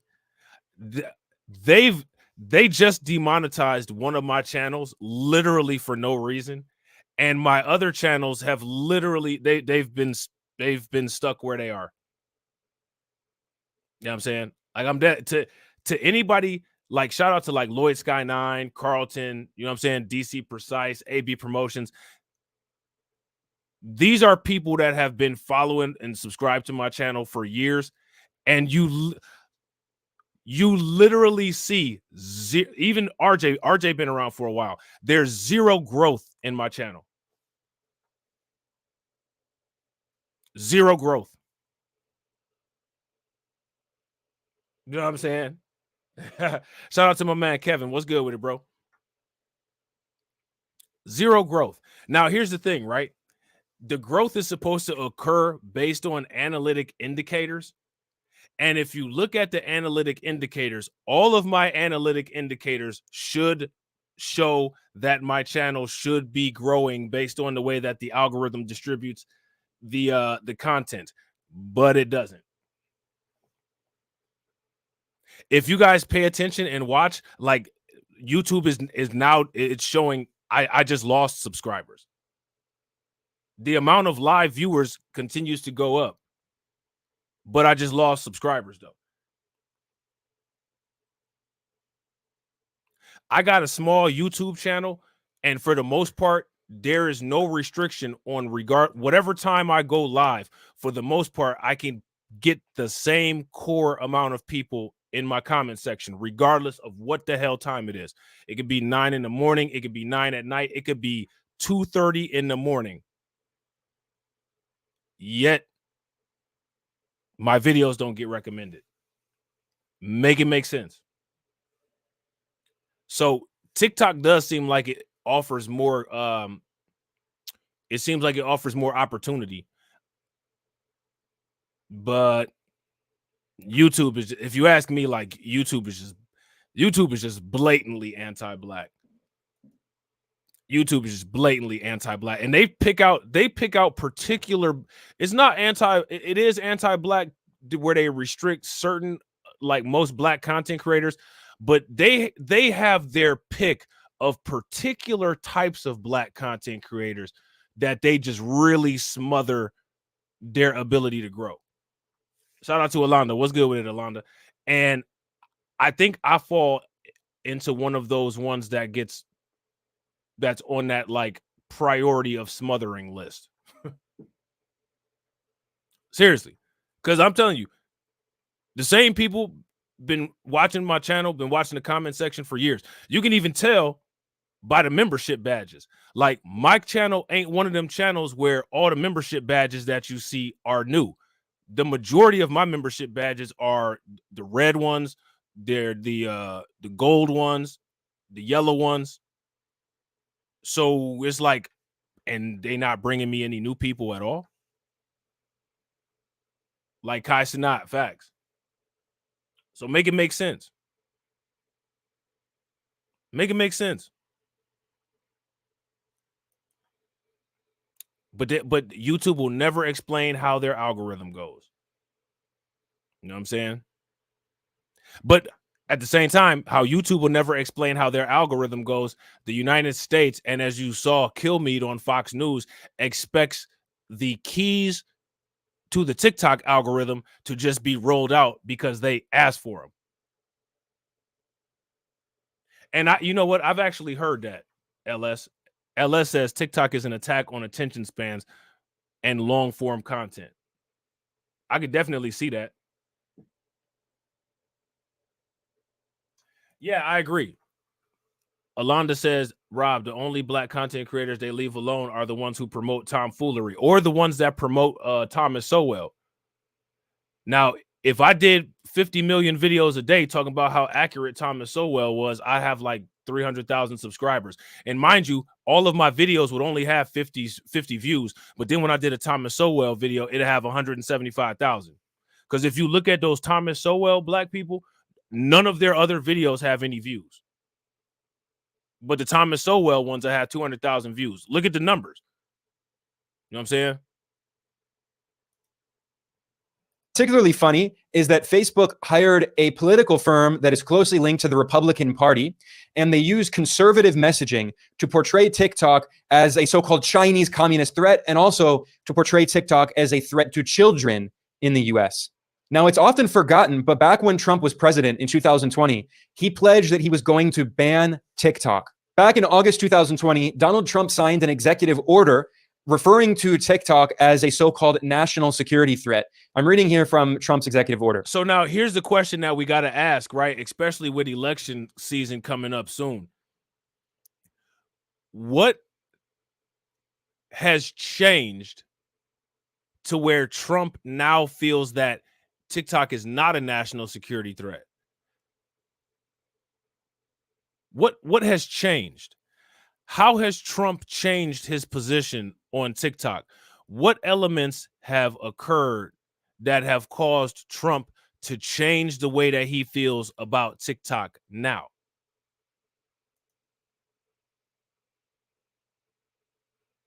What's different these days than when he was first running? Does that make any sense? The spread in the United States of mobile applications developed and owned by companies in the People's Republic of China continues to threaten the national security, foreign policy, and economy of the United States. Note how he singled out the economy in particular. He means a threat to U.S. big tech monopolies. And then Trump said in the executive order, quote, action must be taken to address the threat posed by one mobile application in particular, TikTok. NPR reported on this at the time with the headline, Trump signs executive order that will effectively... Now, you guys remember that article that he just posted up? That was an article from, if I'm not mistaken, March of 2022. This goes back as far as August 6th of 2020. Trump signs executive order that will effectively ban use of TikTok in the United States. So again, there was a point in time where Trump and Biden were on the same page when it comes to a quote unquote TikTok ban. My question for everybody watching and everybody watching on the replay, shout out to the replay gang, is what has changed? What has changed to where Trump is now saying, you know what? You know what? Go ahead and keep TikTok. Shout out to my man AJ. What's good with it, bro? AJ says that sounds crazy. China produces 80% of the stuff we use. Facts. So imagine what that would do to the China. Like AJ says, China produces 80% of the stuff that we use. So with this economic war that the United States is placing on China, it's only a matter of time. What do you all think is going to happen to the prices of goods and services here in the United States? Let me know in the comment section. Ban use of TikTok in the US. However, the reason that TikTok was not banned back in 2020 is because two different judges in US courts overturned Trump's executive order saying that it was unconstitutional and that he could not ban TikTok. This is why it's especially hypocritical that now in 2024, Trump has done a 180 and he claims to oppose ban. See, shout out to my man AB Promotions. AB Promotions is absolutely on point. He's telling the truth. Again, you guys see the membership badge, but AB been around way before he became a member too. He says, definitely, Rob, they're squelching your channel. I'm going to tell y'all something. If it wasn't for the people that follow me on Twitter at Base Reality 2 and the people that follow me in Discord, there wouldn't even be all these people in the chat right now. I'm not even supposed to have all these people in the chat. YouTube would squash my channel to the point where, like, I'm going live and I only have like 5 people in the chat. Do y'all notice that? When I first go live, usually there's only like about between 5 and 15 people in the chat. Those are the people that got the notification in most cases from Discord. Then as time goes on, the live number increases because people are scrolling through and seeing it on the homepage, or new subscribers are watching from Twitter, or people are coming over from Rumble. But if I didn't have all the other social media, if I didn't have Twitch, if I didn't have Twitter, if I didn't have the Discord, it would only be like about 5 people in here. And what that is that's a soft suppression on what I'm talking about, in order to discredit the things that I'm saying by saying, well, nobody listens to this stuff anyway. You know what I'm saying? People can easily say, well, nobody listens, so this must be misinformation. That's one of the reasons, and it's not just me. I'm not special. That's why they suppress the numbers for the most part on any black content creator talking about political issues that is not a DNC shill or a Republican shill or a GOP shill. If you're not a shill and you're not on somebody's payroll, what you see happening with like my channel, TD Hip Hop Media, Torian, that's what's going to happen to your channel, which is why it's important. This is why I always tell people, please make sure, take a moment, subscribe to my Twitter at Base Reality 2. Also, subscribe to the Discord. You know what I'm saying? Those are important things. Banning TikTok. And of course, there are a variety of reasons that he's doing this. First of all, Trump is doing this because Biden is the one who's trying to ban TikTok. And Trump, with the election coming up, is trying to win support from young voters. Of course, TikTok is very... See, and I said the exact same thing. What he said right here, that's exactly my thoughts on this. If you guys agree with what he said right here, give me a thumbs up. If y'all disagree with what he said, give me a thumbs down and let me know what y'all think. Enemy of the United States. Note how he singled out the economy in particular. He means a threat to U.S. big tech monopolies. And then he said, Trump said in an executive order, quote, action must be taken to address the threat posed by one mobile application in particular, TikTok. Shout out to Dora. What's good with it, NPR Dora? reported on this at the time with the headline, Trump signs executive order that will effectively ban use of TikTok in the U.S. However, the reason that TikTok was not banned back in 2020 is because two different judges in U.S. courts overturned Trump's executive order saying that it was unconstitutional and that he could not ban TikTok. This is why it's especially hypocritical that now, in 2024, Trump has done a 180 and he claims to oppose banning TikTok. And of course, there are a variety of reasons that he's doing this. First of all, Trump is opposed to losing the next election. That's what he's opposed to.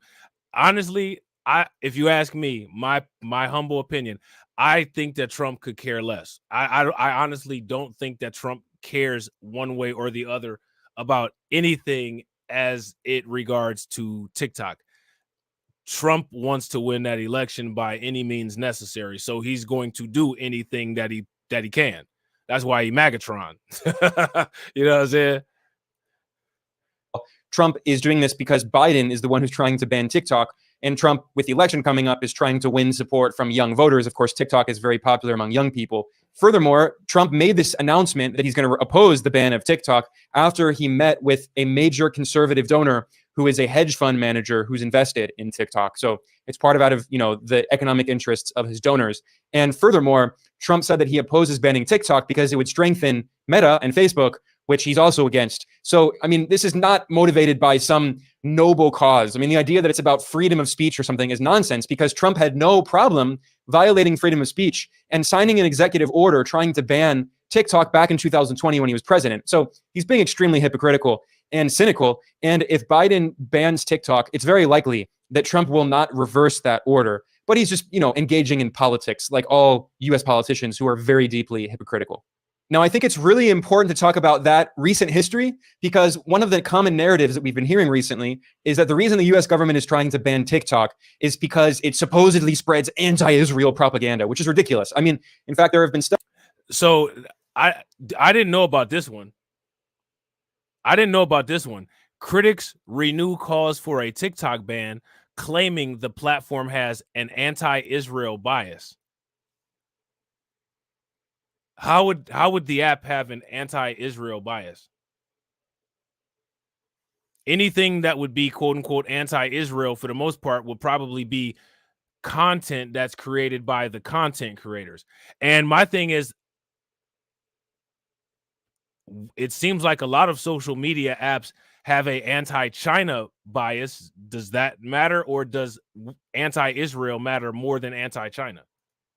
And honestly, when it comes to all of this, literally everything in the world has an anti-black bias, but we all know that doesn't matter and is not considered by anybody other than us. So, you know what I'm saying?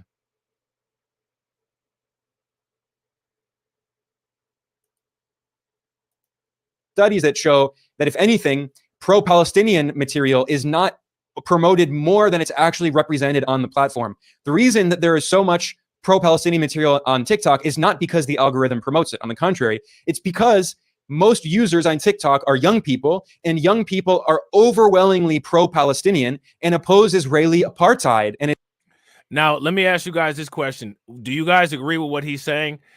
I believe it or not, based on my research of how the younger generation feels in regards to the current issues going on in Israel, I actually agree with that. The data suggests that young people are not happy with what's going on over there. And that's the same group of people that makes up the majority of the users. So mathematically, that explanation makes sense. But what's interesting about it is that they're trying to attribute that to the TikTok owners and manufacturers, and not attributing it to the TikTok users and content creators, which again is like, how can anybody listening to this take what they're saying serious? You know what I'm saying? When it's blatantly omitting important information. it's war crimes against the Palestinian people, and it's colonialist policies. They're against colonialism, and they're against racism, and they support the Palestinian people. But again, this is not simply about Israel-Palestine, because this most recent war in Gaza began back in October. But as I've showed today, for years now, the US government has been trying to find excuses to ban TikTok, and it's because of China. Now, you can say that maybe... Shout out to Alonda.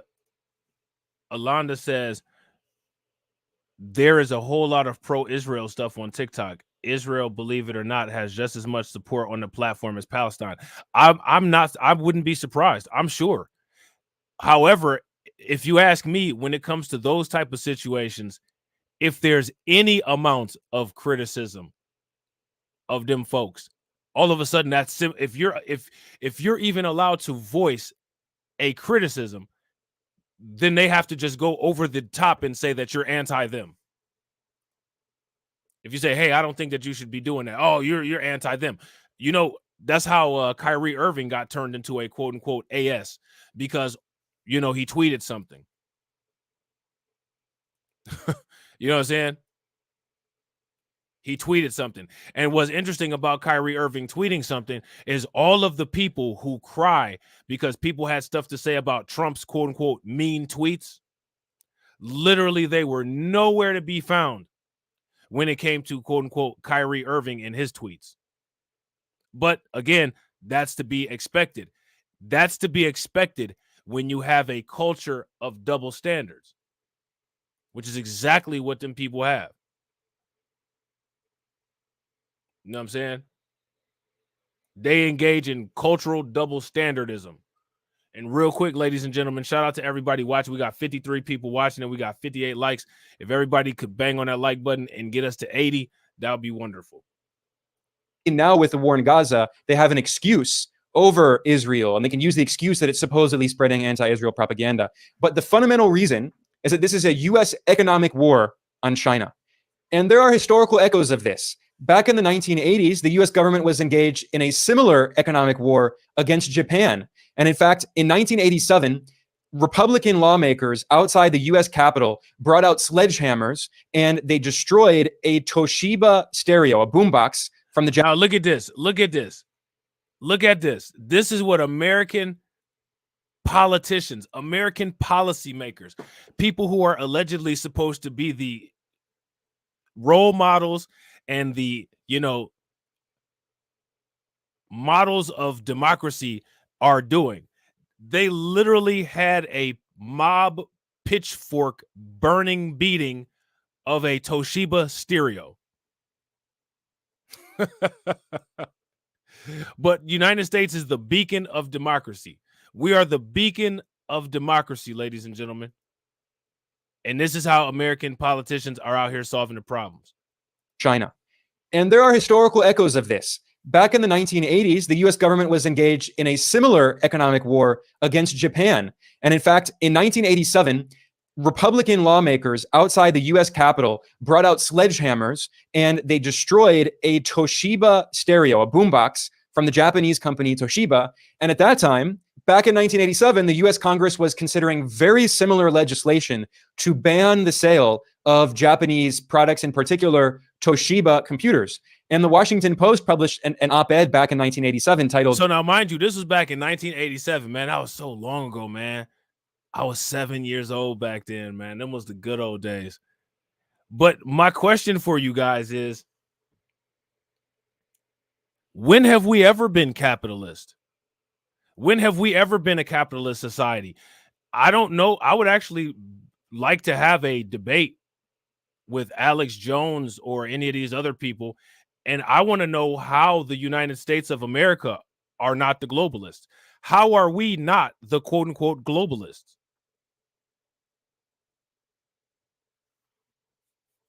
It seems to me that the United States has a vested interest in maintaining our global monopoly. We practice globally unfair business practices. So what I'm trying to figure out is, how are we not the quote unquote globalists? Let me know what you guys think.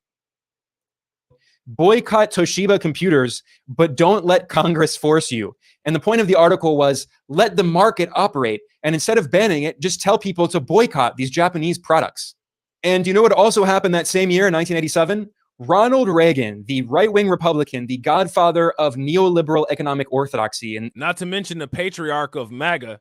Would you guys agree that Ronald Reagan is the patriarch of MAGA, Make America Great Again? Why don't they do another one called Make America Competitive Again?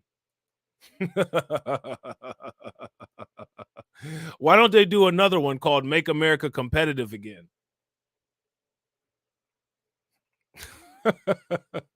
Don't let Congress force you.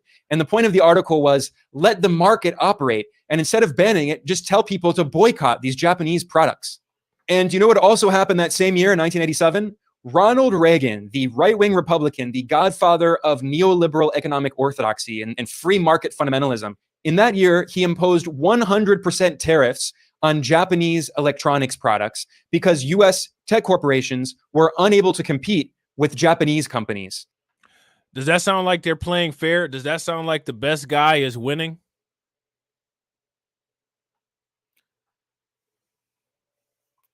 So again, what you see the international United States, what you see the United States doing internationally is the same thing that you see the products of United States W people is what they do domestically when they can't compete.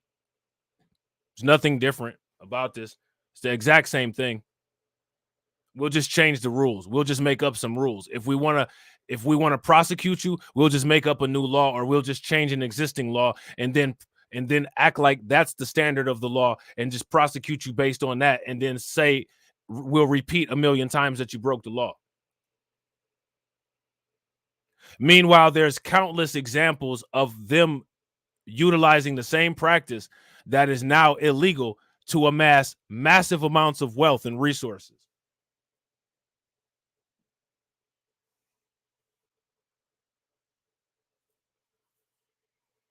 Massive amounts of wealth and resources. But they'll sit there and they'll turn around and they'll deny it, and they'll deny it, and they'll deny it, and they'll deny it to their death. But it don't matter if they deny it to their death or not. It doesn't matter, because we got the receipts. And you can't deny a receipt.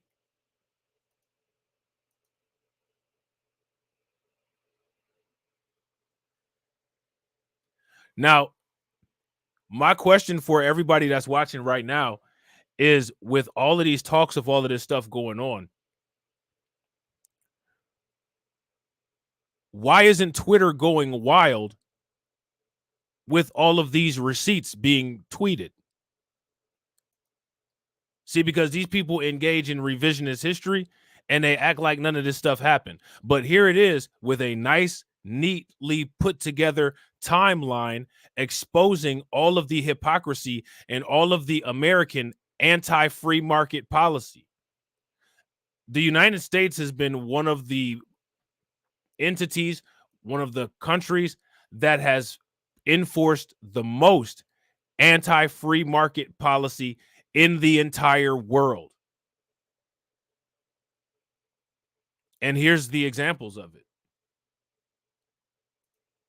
And can you guess what the reason for this was? It was in a dispute over semiconductors, which is exactly what is happening again today. The Biden administration has passed several different measures banning the export of advanced semiconductors to China in what is being referred to as a chip war. And Washington's goal is to try to prevent China from developing and innovating in some of the most important cutting edge technologies, such as artificial intelligence and quantum computing. The ultimate irony that I want to emphasize here is that the US government has spent decades imposing neoliberal economic orthodoxy on other countries, telling them that they have to privatize state assets and sell off companies to foreign investors, to foreign capital, in particular to US companies. But at the same time, the US government has been engaged in these economic warfare policies and protectionist policies when it's politically convenient and economically convenient for Washington.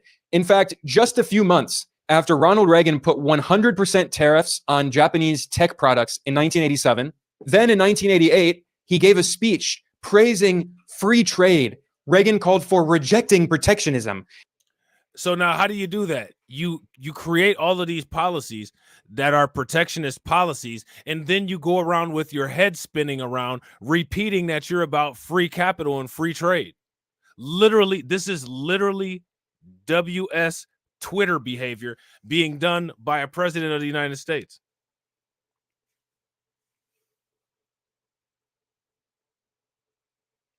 If you guys agree that this is literal WS Twitter behavior being done by the by a president of the United States, give me a thumbs up. If you guys disagree, give me a thumbs down.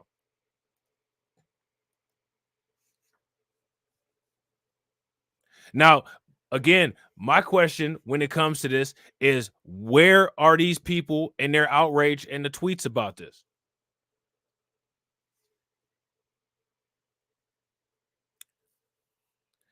There is not one person that'll quote tweet this video on Twitter and debunk any of it.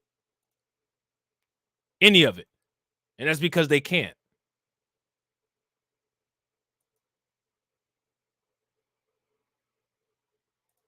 And talked about how one of the key factors behind our nation's great prosperity Shout is out to the Leonard. What's good open with it, bro? trade policy, which of course is completely false. In reality, the US was one of the most protectionist economies on earth until World War II. And then when the US established its economic hegemony and domination of much of the world economy, then the US lifted its protectionist policies and preached free trade and free markets. So what they did for the most part in the United States, does this sound familiar? They dominated the entire world. They beat all of the resources out of the world. They took all the world's assets. And then once they got all of the assets and all of the power and all of the control, then they said, okay, now compete fairly with us. Don't that sound like the same thing they be saying to us? Don't that sound like the same thing that they be saying to us?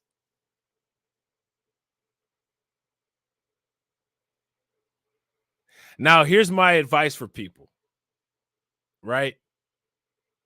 If we're going to call ourselves Americans, we need to start actually playing the American way. And playing the American way means playing dirty as hell.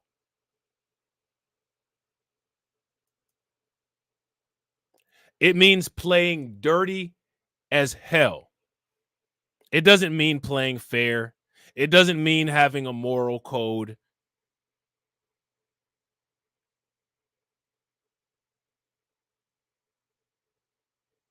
It means playing dirty as hell.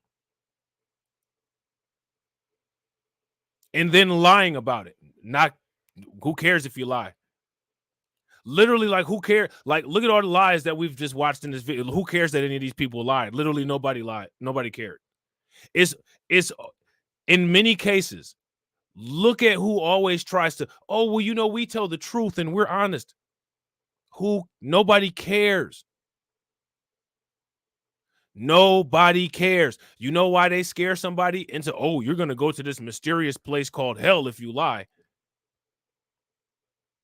So that they have one group of people that they guaranteed aren't doing that kind of stuff. So there's one group of people that's always easily beatable.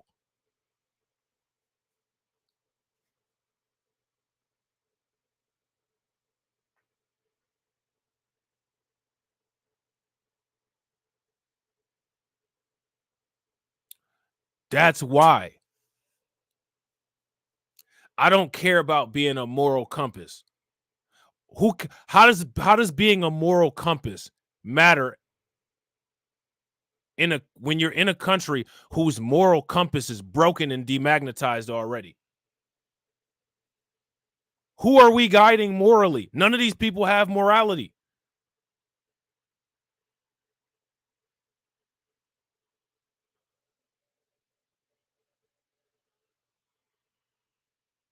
How do you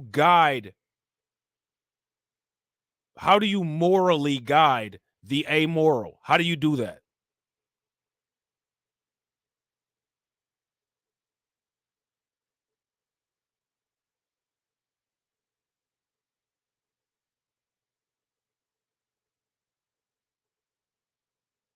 So if you ask me, when people talk about how like, oh, like we're the moral compass, honestly, that's just a trick bag on ourselves that we've been stifling our own progress with. Who cares about being a moral compass? Nobody has ever shown us any morality. Who are we actually doing this for? Who are we doing this for?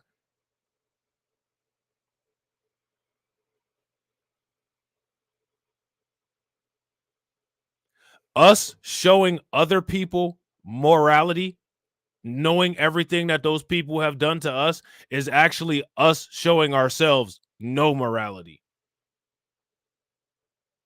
Anytime we show morality, it always involves in one of us getting hurt. It always involves in one of us not living anymore.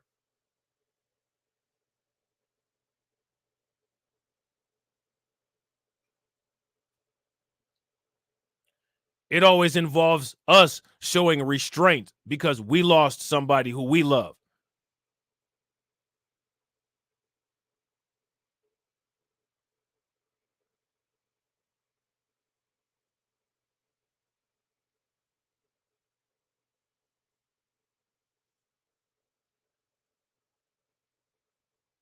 How has that improved our situation?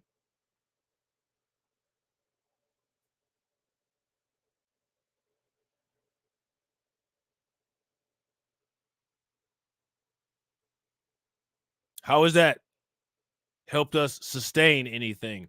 Or how has that helped us secure any resources? Or how has that helped us maintain our destiny?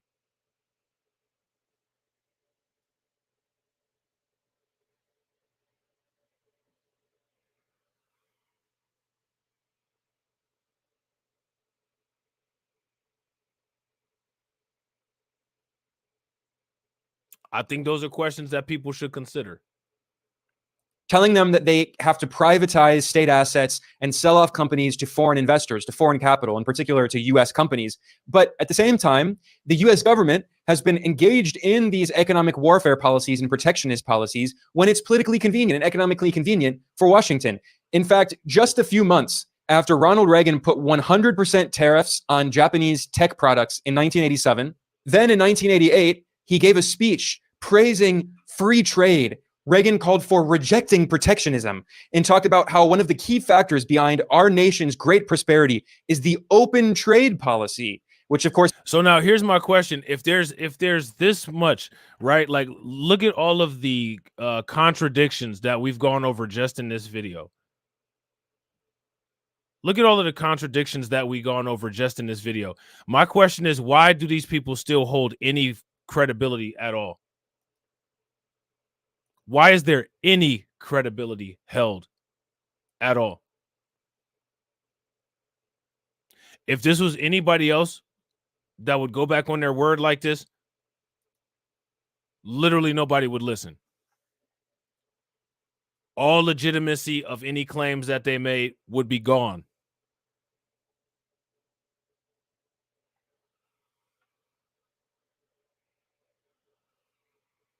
So now my question is, how can we sit here and we can look at decades and decades and decades and decades of double talk, and somehow and somewhere that when they say anything, it still holds some type of credibility capital.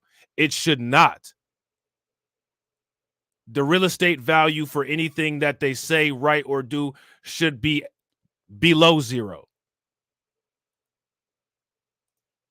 This is completely false. In reality, the US was one of the most protectionist economies on earth until World War II. And then when the US established its economic hegemony and domination of much of the world economy, then the US lifted its protectionist policies and preached free trade and free markets. Once again, economist Ha-Joon Chang has shown in his research in the book Kicking Away the Ladder the hypocrisy of the US and before that the British Empire. They always preach free trade when it's in their economic interest. But when it's no longer in their economic interest, they resort to protectionism and economic war. The same way they believe in racism, anti-blackness, slavery, and Jim Crow until it's no longer in their best interest. The same way they believe in protectionism and maintaining conservation of population numbers until they need a bunch of immigrants to come in and improve the birth rates.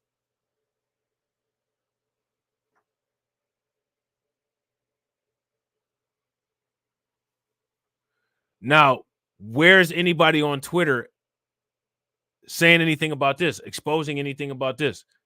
All of these intelligent, bright, brilliant, needle-nosed conservatives that have so much to say.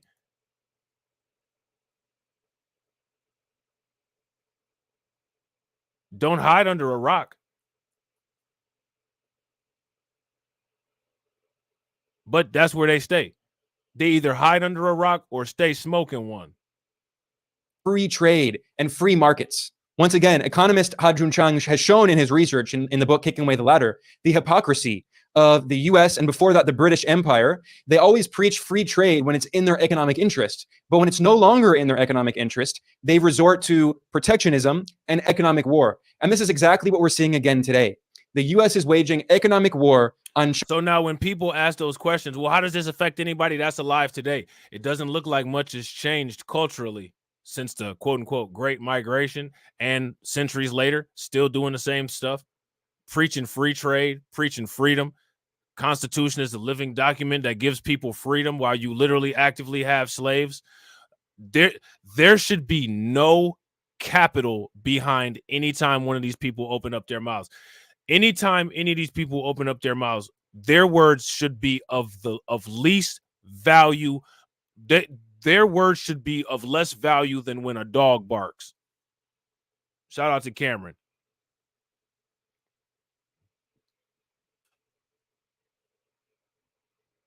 If you guys agree that anytime they open up their mouths, it should be of less value than when a dog barks,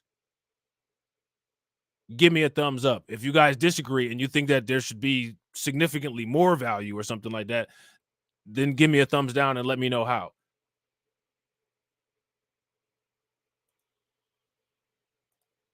China and resorting to these protectionist policies that Washington has told the entire world to oppose. Back in the 1980s, as neoliberal economics became mainstream, that a better term is free market fundamentalism, under Ronald Reagan in the 1980s and also Margaret Thatcher in the UK, the US government imposed these policies on developing countries, formerly colonized countries, largely Latin America, and then also Asia and Africa. And this became solidified in 1989 in what was known as the Washington Consensus.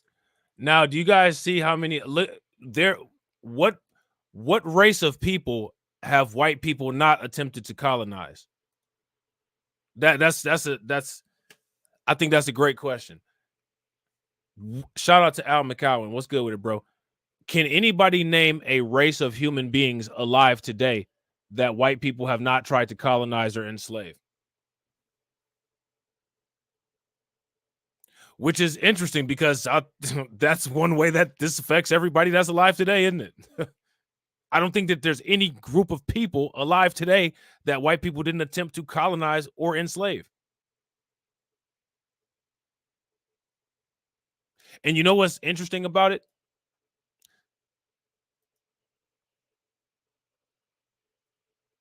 They've never been forced to answer for it.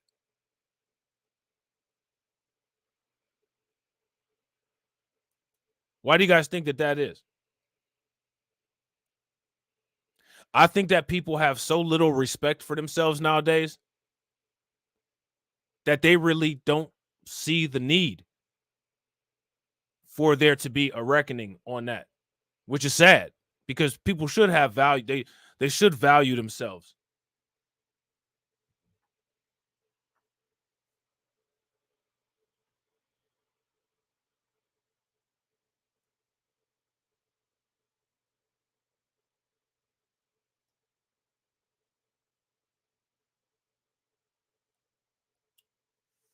Do you guys agree that people should place more value on themselves? If you guys agree that people should place more value on themselves, give me a thumbs up. If you guys don't feel like they should, and give me a thumbs down. And see, like, that's what I think that there should be more. You know what I'm saying? There needs to be more. You know what I'm saying? You know, a lot of stuff that people are talking about right now. You know what I'm saying? Like, see, white people get outraged when they hear people talk about reparations.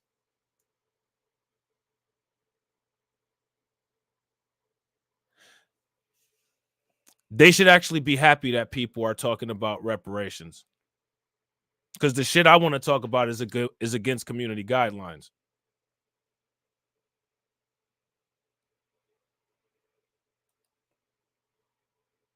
Back in the 1980s, as neoliberal economics became mainstream, that a better term is free market fundamentalism, under Ronald Reagan in the 1980s and also Margaret Thatcher in the UK, the US government imposed these policies on developing countries, formerly colonized countries, largely Latin America, and then also Asia and Africa. And this became solidified in 1989 in what was known as the Washington Consensus.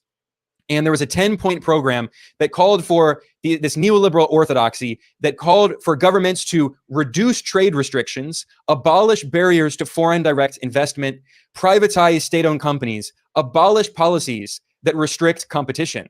These are all things that the US is opposing today. And if a country in the global south were to engage in these kinds of policies, they would be deemed socialist, authoritarian, and so now again, do you guys see how he's exposing how they throw out these terms: socialist, authoritarian? Shout out to Karen. Karen said, "This dude, Rainbow Mafia, I don't know." You know what I'm saying? But he does good geopolitical breakdowns, though. You know what I'm saying? Ronald Reagan in the 1980s and also Margaret Thatcher in the UK. The US government imposed these policies on developing countries, formerly colonized countries, largely Latin America, and then also Asia and Africa. And this became solidified in 1989 in what was known as the Washington Consensus. And there was a 10-point program that called for this neoliberal orthodoxy that called for governments to reduce trade restrictions, abolish barriers to foreign direct investment, privatize state-owned companies, abolish policies that restrict competition. These are all things that the US is opposing today. And if a country in the global south were to engage in these kinds of policies, they would be deemed socialist, authoritarian, anti-freedom, opposed to the free market. But the Western capitalist nations have no problem doing it when it's in their own economic interest. This is the deep. So now here's the question. Why is it that the United States and these, you know, when they're contradicting themselves all over the place, how is it that they go without being called out?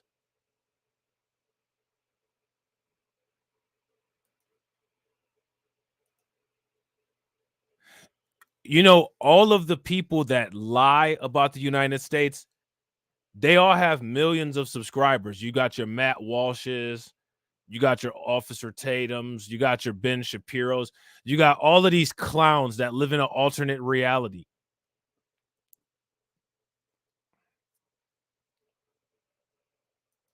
You guys think that there's a reason for that?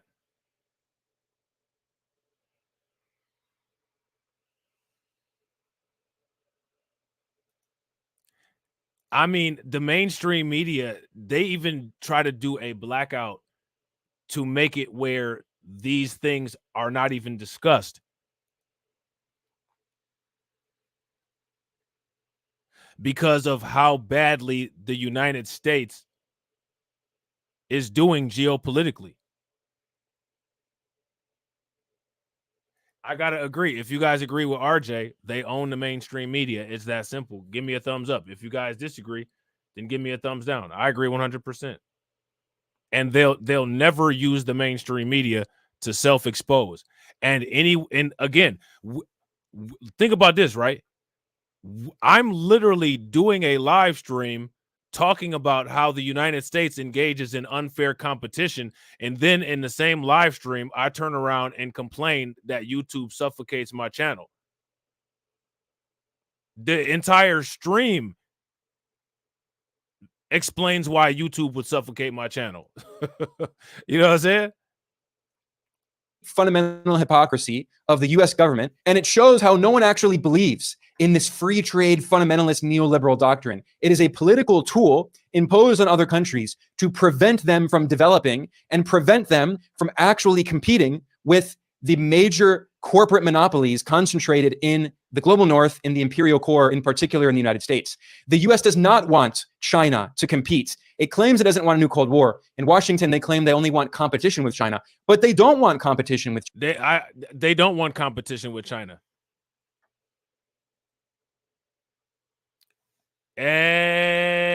Exactly. Shout out to RJ. Right there is the point of this live stream and the first live stream that I did about the TikTok situation. That is the point. I agree 100%. And see, when the reason I wasn't even going to cover the TikTok topics, but the more and more I saw the news covering TikTok, the more and more I saw other content creators covering TikTok, I was like, I don't really see my perspective being represented in this messaging. So I'm going to make my own content and explain how I feel about this TikTok situation. And I think, if you ask me, these 2 live streams that I've done about the TikTok situation thoroughly, of course, with the help of the articles and the help of the supplementary content that I'm using, have done a thorough job of exposing U.S. and U.S. hypocrisy. You know what I'm saying? If you guys agree, give me a thumbs up. If y'all disagree, give me a thumbs down. China. U.S. Commerce Secretary Gina Raimondo said that very clearly. The U.S. is working with the EU to slow down China's innovation rate, to prevent it from competing. And as she reiterated this March, Raimondo, the U.S. Commerce Secretary, said that Washington is doing whatever it takes to prevent China from getting access to the most advanced technology. This is the goal of the U.S., which is hegemony, dominance, imperialism, to prevent other countries from developing their own high-tech industries. So now here's the thing, right? When it comes to U.S. hegemony and all of that, U.S. wants to have technological hegemony. Then there's also U.S. wanting to have economic hegemony, which has to do with U.S. dollar hegemony. When the U.S., when it really starts sinking in that the dollar is failing and it's on its way out, my question for you guys is, what is the United States going to do? What are their moves going to be? Let me know what you guys think in the comment section. So they are dependent on the United States, on U.S. corporate monopolies, so they can extract the wealth of countries all around the world, so they can super exploit the labor of low-paid workers around the world, so other countries can never catch up to the same level of economic development. And the plans to ban TikTok are just part of this larger tech war and economic war. On that note, I'm going to conclude here. And I agree. I agree 100%. And what I find interesting, shout out to my man Torian. Yeah, you came right at the tail end. We're about to wrap up right now. What I find interesting is that the TikTok ban is not really being discussed from that perspective, which I don't understand why it's not being discussed from that perspective.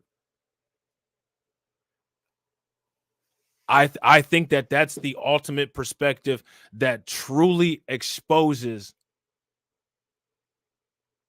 the inability of the United States to compete, the willingness of the United States to literally double talk and lie and do whatever is necessary to attempt to try to win, even when they're drowning.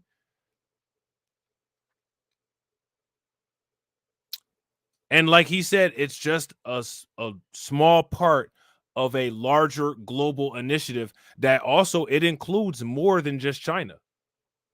The United States is doing this to more people, as we saw when Russia and Ukraine have their military conflict.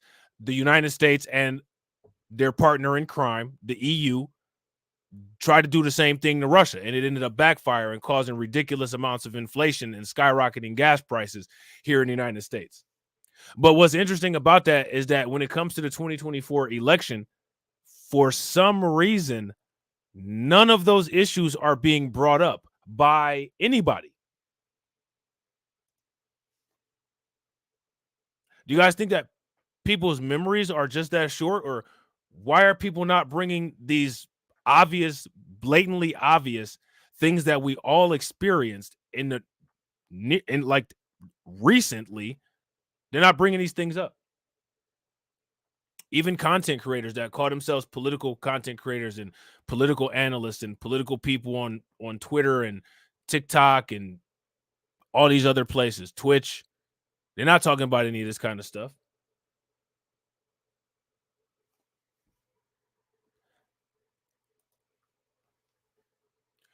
In most cases, receipts don't matter. The truth doesn't matter, because we live in a post-truth society, and the only thing that you need to do in order to conquer people mentally is simply appeal to their emotions. And once you've appealed to somebody's emotions, for the most part, with the integrity and weakness of people walking the earth today, once you've become able to tap into their emotions, you're easily able to control them.